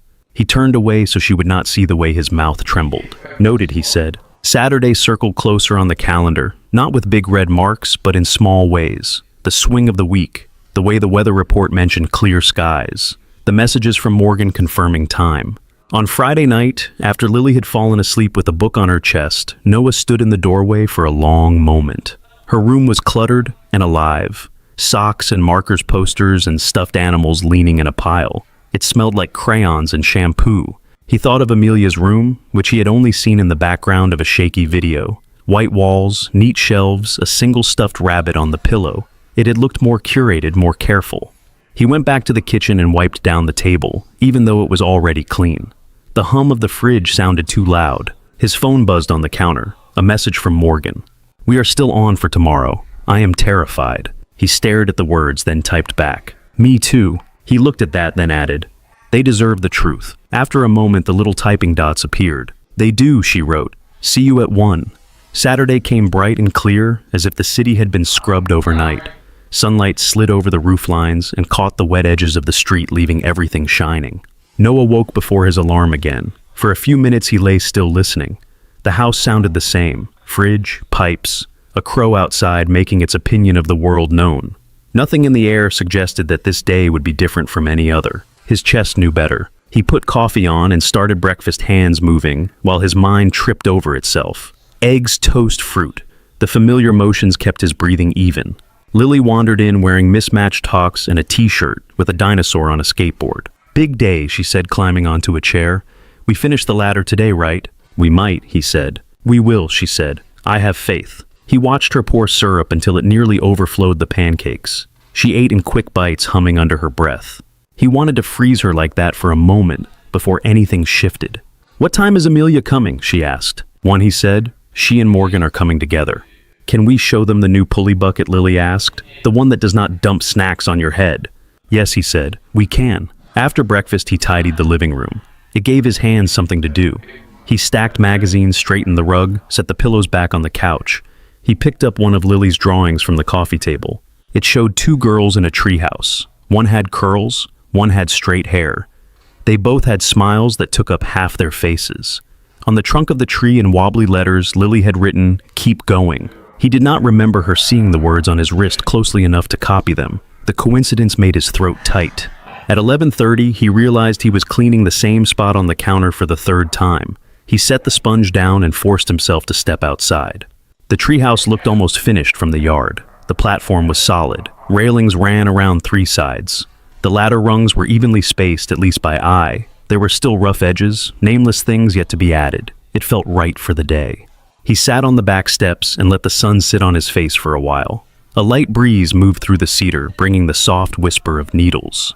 Inside, Lily was in her room, picking out clothes for the third time. She settled on overalls with paint on the knees and a hoodie that said, "Science is cool," in large, plea-filled letters. Her hair ended up in two uneven braids.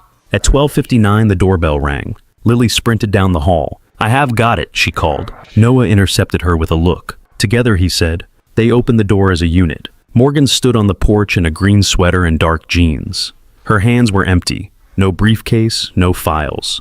Amelia was next to her in a blue dress with leggings under it, sneakers on her feet.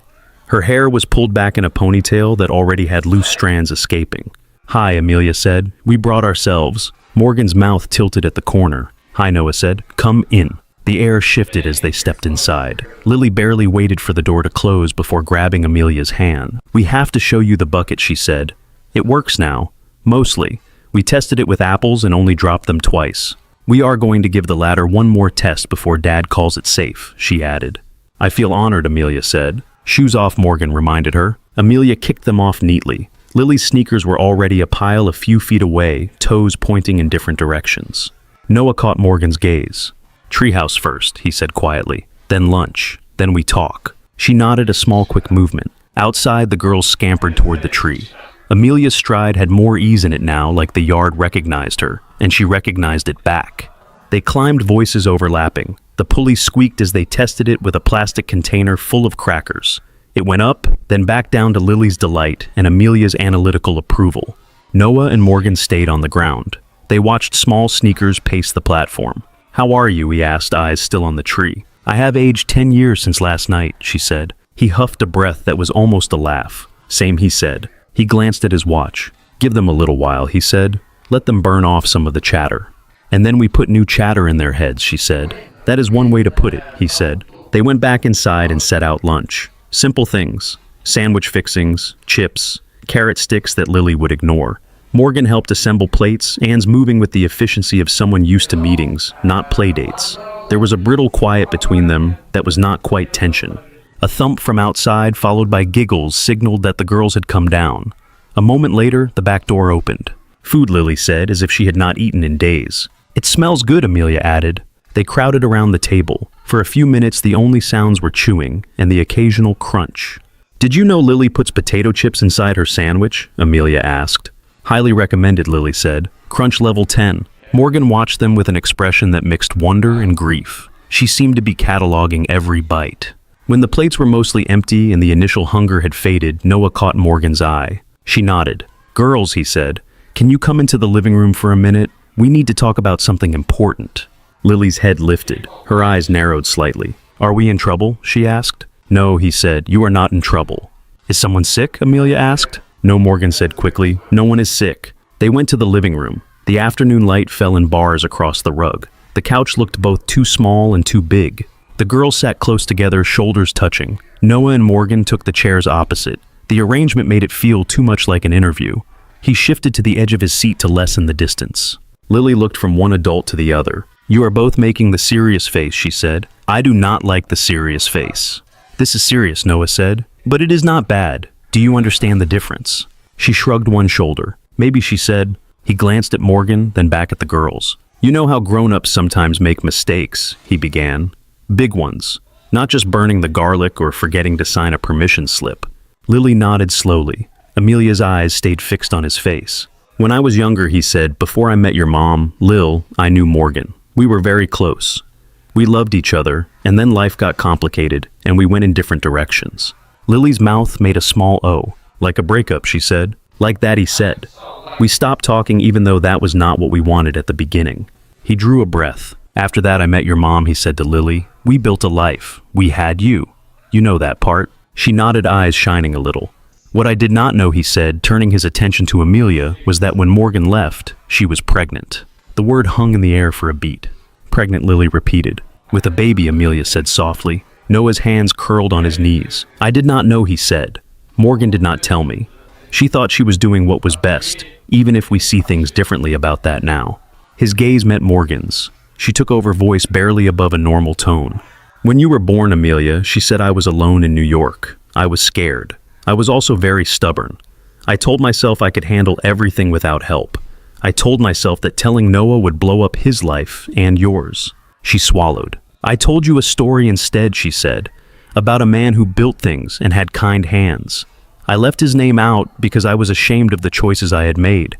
That man was not imaginary. I did not make him up. He is very real. Amelia had not blinked in several seconds. Is it him, she asked? Is it Noah? The way she said his name made his chest ache. No, Mr. No last name. Just the sound carefully placed. Morgan nodded once. Yes, she said. Noah is the man from the stories. Amelia's eyes turned back to him. So much hope lived there that he felt pinned by it. And he is more than that, Morgan said. He is your father. The word landed in the room like something solid. Amelia did not react at first. The line of her mouth wobbled, then steadied. Her hand found Lily's without looking. Her fingers threaded through. You are my dad, she said, almost whispering. Noah's throat was too tight to answer right away. He nodded, slow and deliberate. Yes, he said. I am your dad. I did not know. I should have known. I wish I had known. But I know now, and I am not going anywhere. Her breath hitched. Tears slipped over her lower lashes and down her cheeks, quick and hot. She wiped at them impatiently. I knew it, she said. When I saw the hummingbird, I knew. I did not say it out loud because it felt stupid, but I knew. Lily looked from Amelia to Noah, her face working through the puzzle. Wait, she said. If she is your daughter and I am your daughter, then that means... She turned back to Amelia, eyes wide. You are my worst sister, she said. The words seemed to jump between them, bright and unbelievable. Half-sister Amelia began automatically the way people say things they have heard before. No, Lily said, fierce. Full sister, brain sister, treehouse sister, snack sister, all the sisters. A choked laugh escaped Noah. Morgan let out a breath that sounded like she had been holding it for years. Amelia stared at Lily. I have a sister, she said. It came out like a discovery and a claim.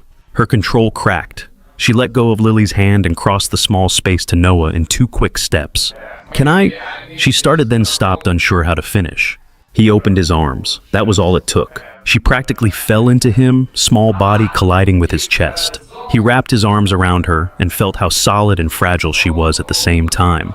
Her shoulders shook. Her fingers twisted in his shirt like she was afraid he might slip away if she did not hold tight enough. He felt Lily press into his side a second later, wedging herself under his arm on the other side. Group hug, she announced, voice thick. He laughed, and the sound was broken, but it was real. Morgan watched from her chair, one hand over her mouth, tears tracking silently down her face. After a moment, Noah lifted his gaze to hers. Come here, he said. She hesitated only a second before getting up and kneeling next to them. The girl's arms opened without question to make space for her. For a few long breaths, they were a tangle. Arms and hair and heat. His daughters were pressed against him. The woman he had loved and lost and found again in this new, complicated shape was at his shoulder. The room that had felt too big for years suddenly felt exactly full. Eventually, bodies shifted, noses were wiped. Someone sniffled loud enough to make Lily giggle. Okay, Lily said, drawing in a breath. Now I have questions. There will be questions, Noah said. That is good. We will answer as many as we can.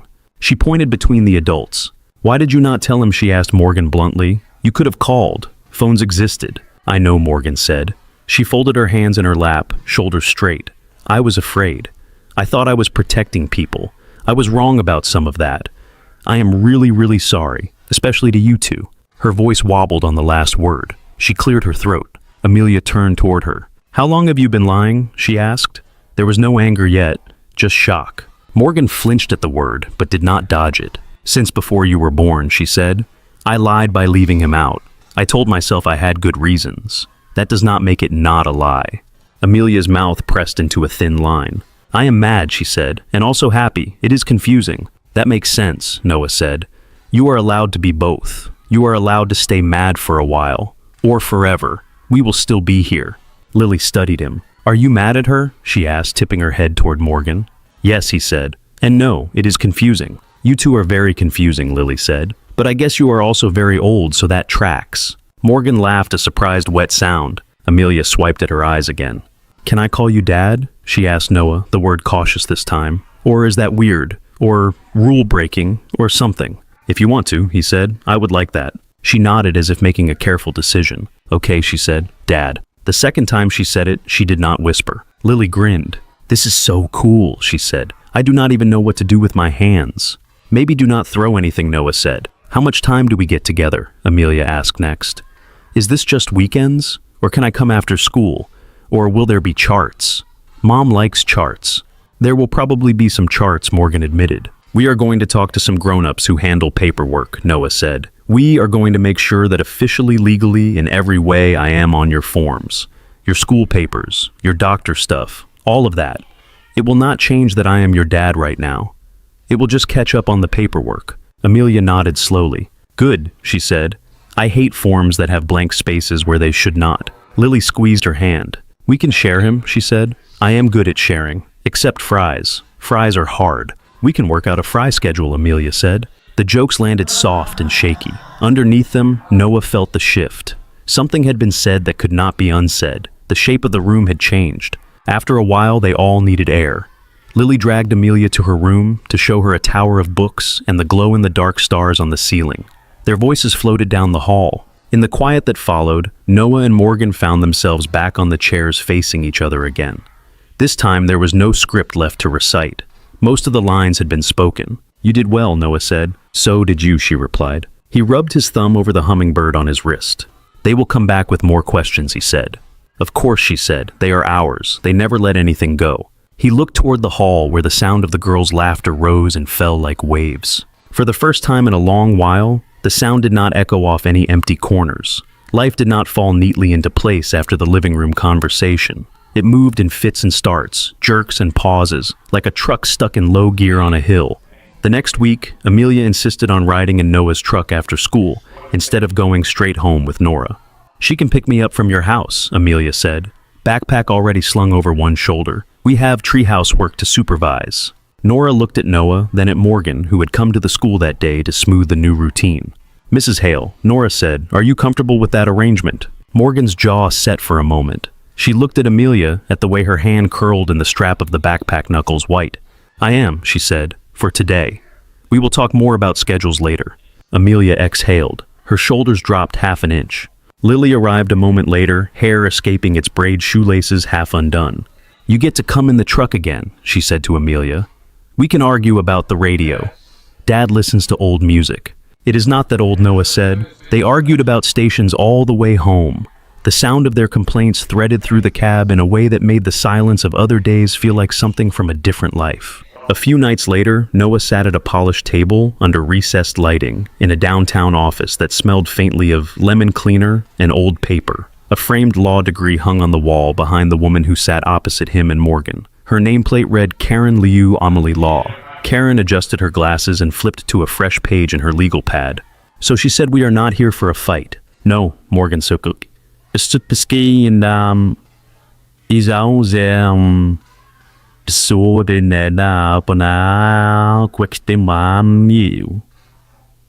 We are not.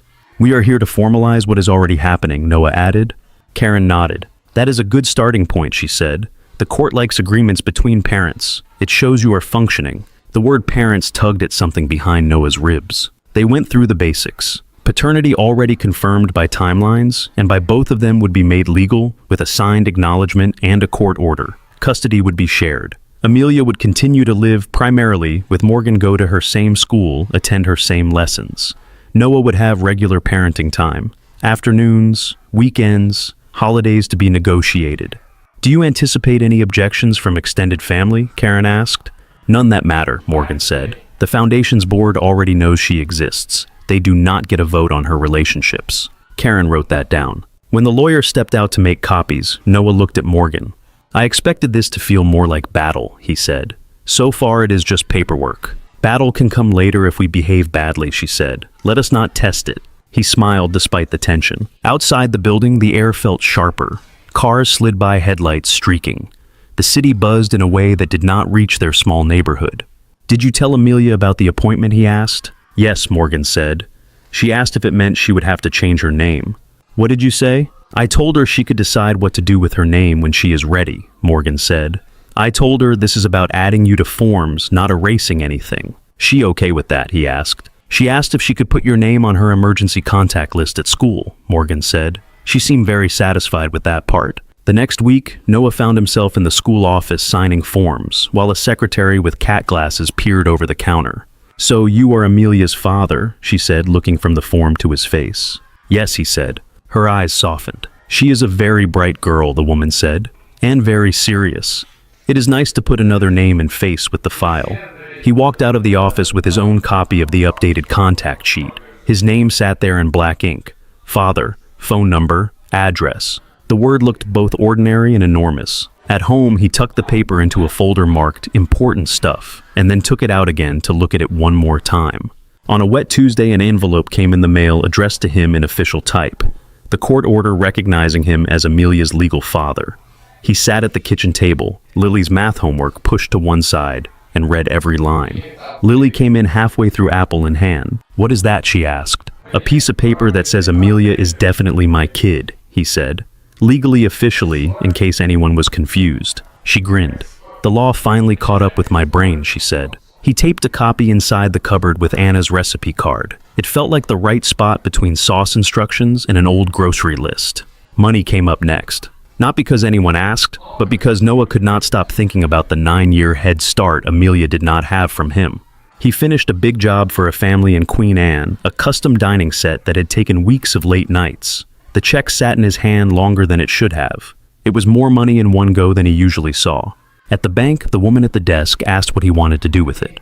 2 accounts, he said. College funds. 1 for each of my daughters.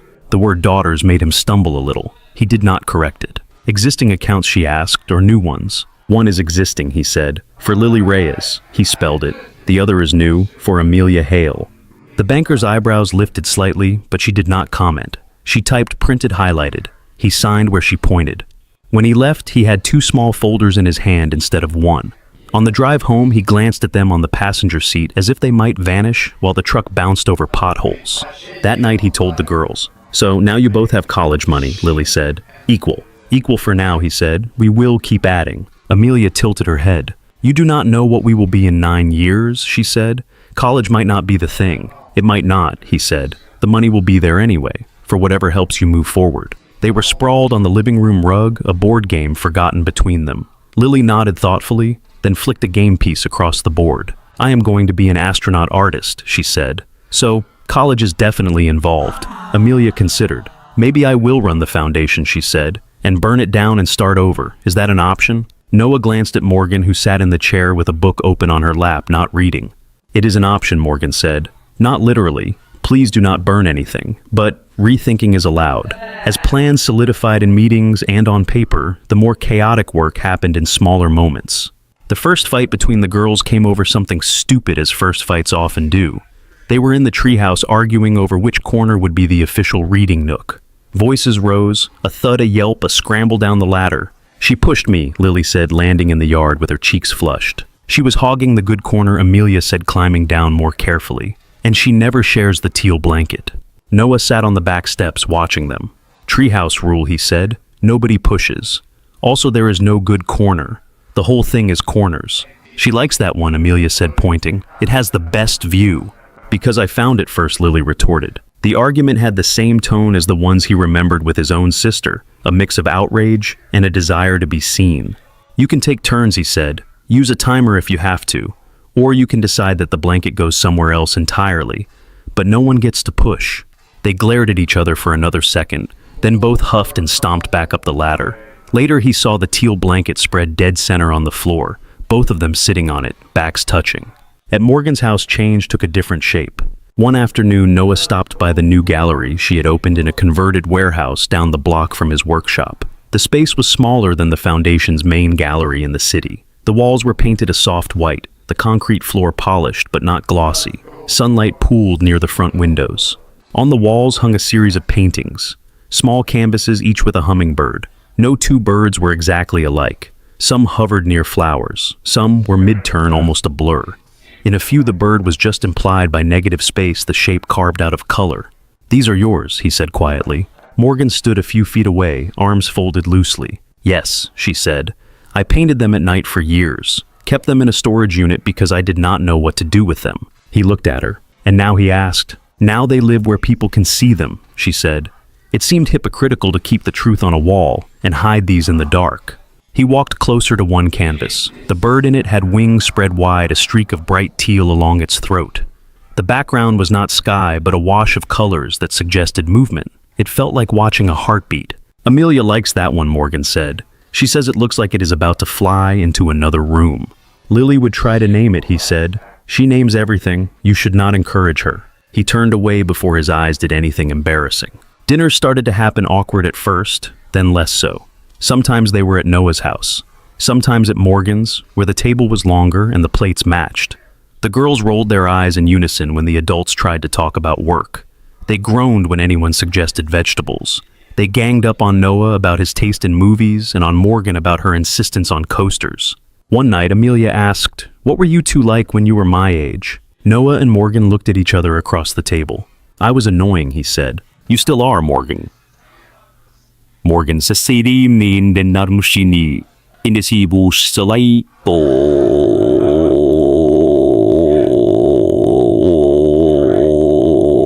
I like to build things, he added. Tree forts in my grandmother's yard. Skateboard ramps that never met any safety codes. I drew on every surface I could find, Morgan said. My mother said I was a vandal. My art teacher said I was promising. I chose to listen to the art teacher. Amelia listened, chin in hand. Lily grinned. I wish I could see you then, Lily said. Diezi Hasid, baby dad, baby Morgan. I was never a baby, Morgan said. I was born 30. Checks out, Noah said. Later, after dishes were washed and girls were occupied with homework, he and Morgan stood in the kitchen at his place. The room felt smaller with her in it, but not in a bad way, just more filled. Do you ever feel like we are getting away with something? She asked, leaning against the counter. How so? He said. Like we took a story that should have fallen apart and somehow kept it going, she said. On duct tape and apologies. He thought about it.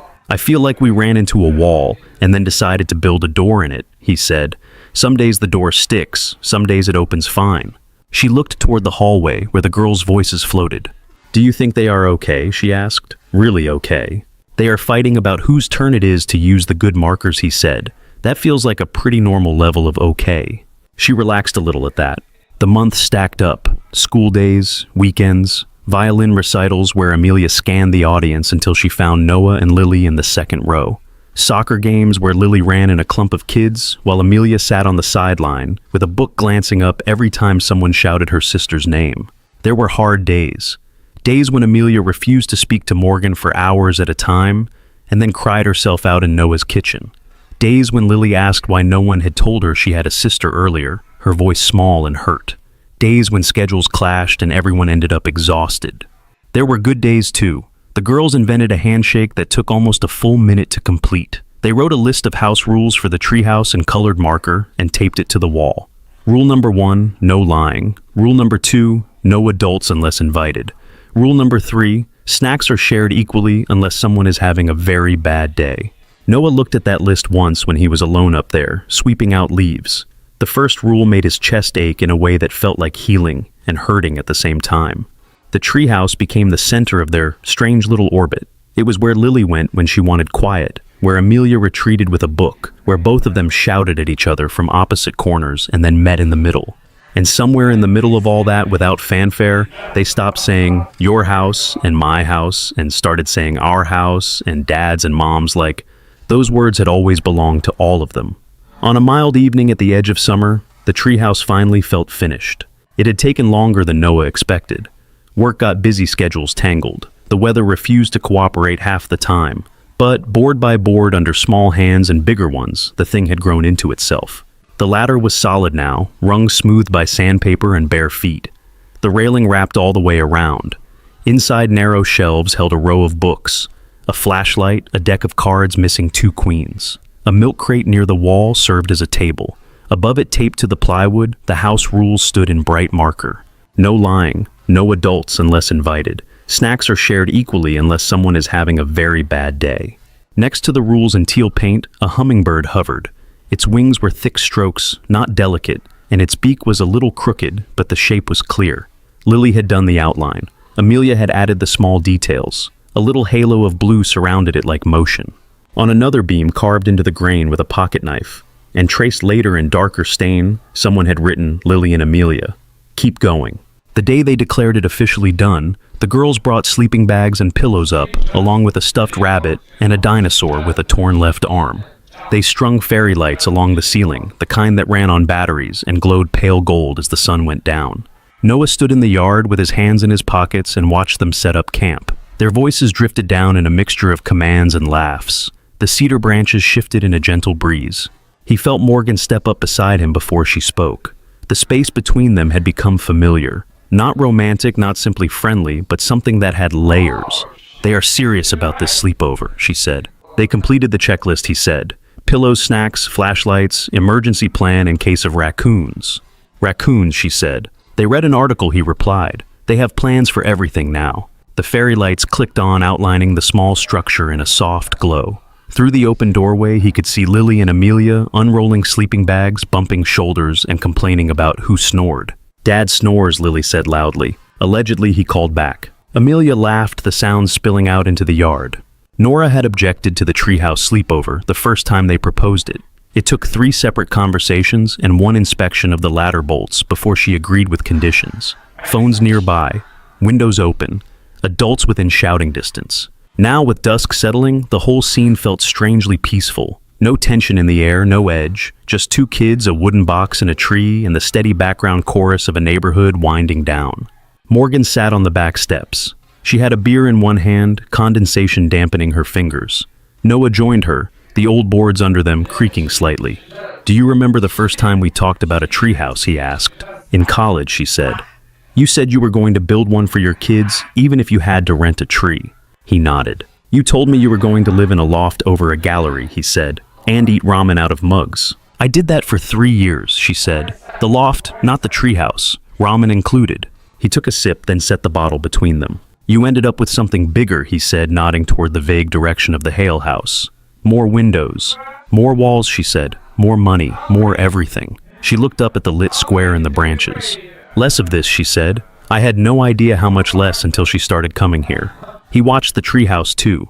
2 silhouettes crossed in front of the doorway. One tossed a pillow, the other ducked. Some things are small, and that is the point, he said. She smiled. You keep saying accidental wisdom, she said. It is all from the back of cereal boxes, he said. They fell quiet for a while. A car passed on the street out front. Somewhere a dog barked, then gave up. The air smelled like cut grass and the faint tang of sunscreen that lingered on the girls' jackets. I have been thinking about that night at the hardware store, Morgan said eventually. The first one. When she told you about the tattoo. So have I, he said. It feels like another lifetime, she said. And also like last week. He remembered the fluorescent hum, the echo of the box hitting the floor, the way the world had narrowed to a little girl's finger pointing at his wrist. If she had not spoken, he said we would still be orbiting each other without knowing. Or we would have run into each other another way, she said. The city is not that big. He thought about all the near misses that might have happened, lines crossing without touching. I am glad it was that way, he said, in the bright ugly lights with drills going off in the background. She huffed a laugh. Very on brand for a cess house from the Jura Pocoli Lopo.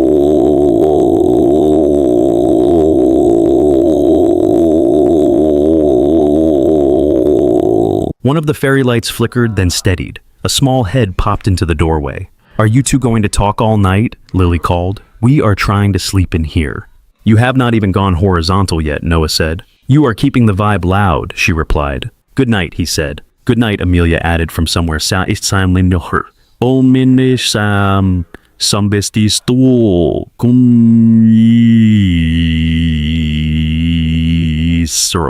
Good night, Morgan called. The head disappeared. The girls' whispers continued for a while, softer now, punctuated by the rustle of sleeping bags. Morgan drew her knees up, resting her chin on them. "Do you ever think about the other versions?" she asked. "The ones where I called you back then. The ones where you ended up in New York." "Sometimes," he said, "less than before." "What do they look like?" she asked. "Messier," he said. "In my head, at least. You and me in a walk-up with a cranky landlord.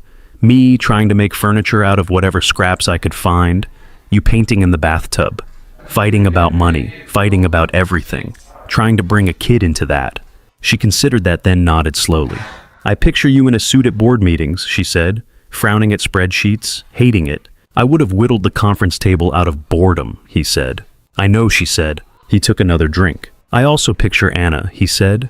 "Not getting sick, not dying. Lily and some other kid maybe. That is the version that hurts the most to look at for too long." She did not rush to fill the space after that. She let it sit. "I picture my father alive," she said. "Me not inheriting all of that stuff before I knew what to do with it. Him meeting Amelia, telling her about investments while she pretends to listen." The night gathered gently around them. Somewhere in all those universes, she said, maybe there is one where we did this part better. He watched the tree, the house, the patterns of light and shadow. Maybe he said, and somewhere there is one where we did it worse. She snorted softly. "Low bar," she said. "I try to be fair," he said. They lapsed back into quiet. The fairy lights inside the treehouse dimmed slightly as the battery pack did its work. The girls' voices faded, replaced eventually by the soft, uneven pattern of sleep. Once Amelia murmured something that sounded like Dad, a word stretched thin by dreams. Lily answered with a sleepy shh and a gentle thump of her hand on the sleeping bag. Noah felt something in his chest expand at the sound. Not new exactly, more like a room finally used for what it had been built to hold. "What do you want now?" Morgan asked after a while, her voice low. He thought about the question. In the past, his answers had been big. Open a shop, fall in love, survive grief. Now sitting on a worn back step behind a small house with a half-finished beer and a friend who used to be something else, and 2 sleeping children overhead, the answer felt simpler. "I want to keep showing up," he said, "for all 3 of you. I want to keep building things that do not fall apart the first time the weather hits them. That is enough." She looked at him, sidelong eyes reflecting a bit of the light from the treehouse. "That sounds like a plan," she said. "It is more like a practice," he replied. The hummingbird on his wrist caught the glow from the porch light. Its small wings seemed almost to move in the shifting shadows. He rubbed a thumb over the ink. For years it had been a reminder of a narrow moment in a diner of a young version of himself who talked big about movement and flight. Later it had felt like a scar he did not know what to do with. Now, under the sound of 2 girls breathing in a wooden box above his head, it felt like part of a map. Not a straight line, but a path that had doubled back, gone off-road, somehow landed him here. In the treehouse, Amelia rolled over. Wood creaked quietly. Lily mumbled something about snacks in her sleep. The cedar branches shifted again, leaves brushing each other. The house, the tree, the lights, the people all settled into the same slow rhythm. Noah leaned back against the step, tilted his head so he could see the outline of the treehouse against the sky. The edges of the structure were a little rough. The lines were not perfectly straight. The paint job had drips. It was still standing. It held. So did they. Thank you so much for listening to today's story. If this story resonated with you or made you reflect, I'd love to hear your thoughts, so feel free to share them in the comments below. And don't forget to like, subscribe, and hit the notification bell so you won't miss the next story.